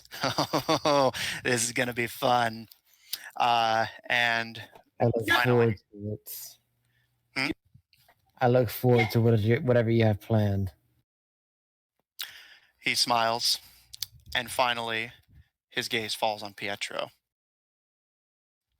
Lucian's grip tightens on him. He raises an eyebrow. More half-breeds, huh? Well, about the same as your daughter. It's not your concern. His gaze turns to you, Gil. What did you say? Oh, your daughter. You know, the whole president of the Lily Confederation. Shadow Lily Confederacy. Either way. He narrows his eyes and so she came crawling to get help from fellow savages. I have to say, I respect her commitment to being the way she is. And you see his teeth are tightened and his grip tightens on the handle of the sword. And finally, he relaxes and smiles. And as he twirls the handle of the blade, the broadsword falls out, and he returns it to its sheath and pulls it back out to reveal a dagger now attached to it. And he spins it in his hand, giving it an experimental test before looking at all of you. And finally, his gaze returns to Pietro. Well, suppose it's only fair. And he swings, and despite him not being in the cage, Lucian, you feel Pietro jerk, and you feel, as your hands are clutched protectively on him, something wet start to seep around your fingers. And he looks back to you, the king looks back to you, Gil, and starts to walk casually out without even watching for the reaction. And as he passes by your cage closest to the exit, he looks at you dead in the eye and says, "Then on your head be it." And with that, he steps out of the car and the doors are shut, trapping you all in darkness. And that's where we're going to end tonight's session. Oh, I wanted to do something. I wanted to immediately cast Spare the Dying. Okay, so I will bear that in mind. So you hurriedly cast Spare the Dying, and the blood flow slows, but and you can feel he's still breathing at least. But that is where we're going to end it. My baby. All right, so how's 4 hours for a longer session, fellas? Amazing. Better, but sadly our aunt is throwing a fit. Yeah, well, It's because I'm very loud. My voice carries. yeah, it's okay. My- Well, good time as any then. So, did you guys have fun? Loads. Yes. So, Zephyr, you completed the betrayal of your friends, only for your parents to be betrayed themselves. Shocker. And I all of you, guess the whole courting summer thing is going to be a no. It's a definite no. that's a don't no know. from me, dog. After this, if we manage to get Zephyr back, they might allow it. Stop crying. So, for those of you watching, thanks for tuning in. Thanks you guys for playing. We will see you on. We will be taking a small break the next couple weeks, but we will be returning 2 weeks from now, back on our regular schedule. We will see you all then. All right.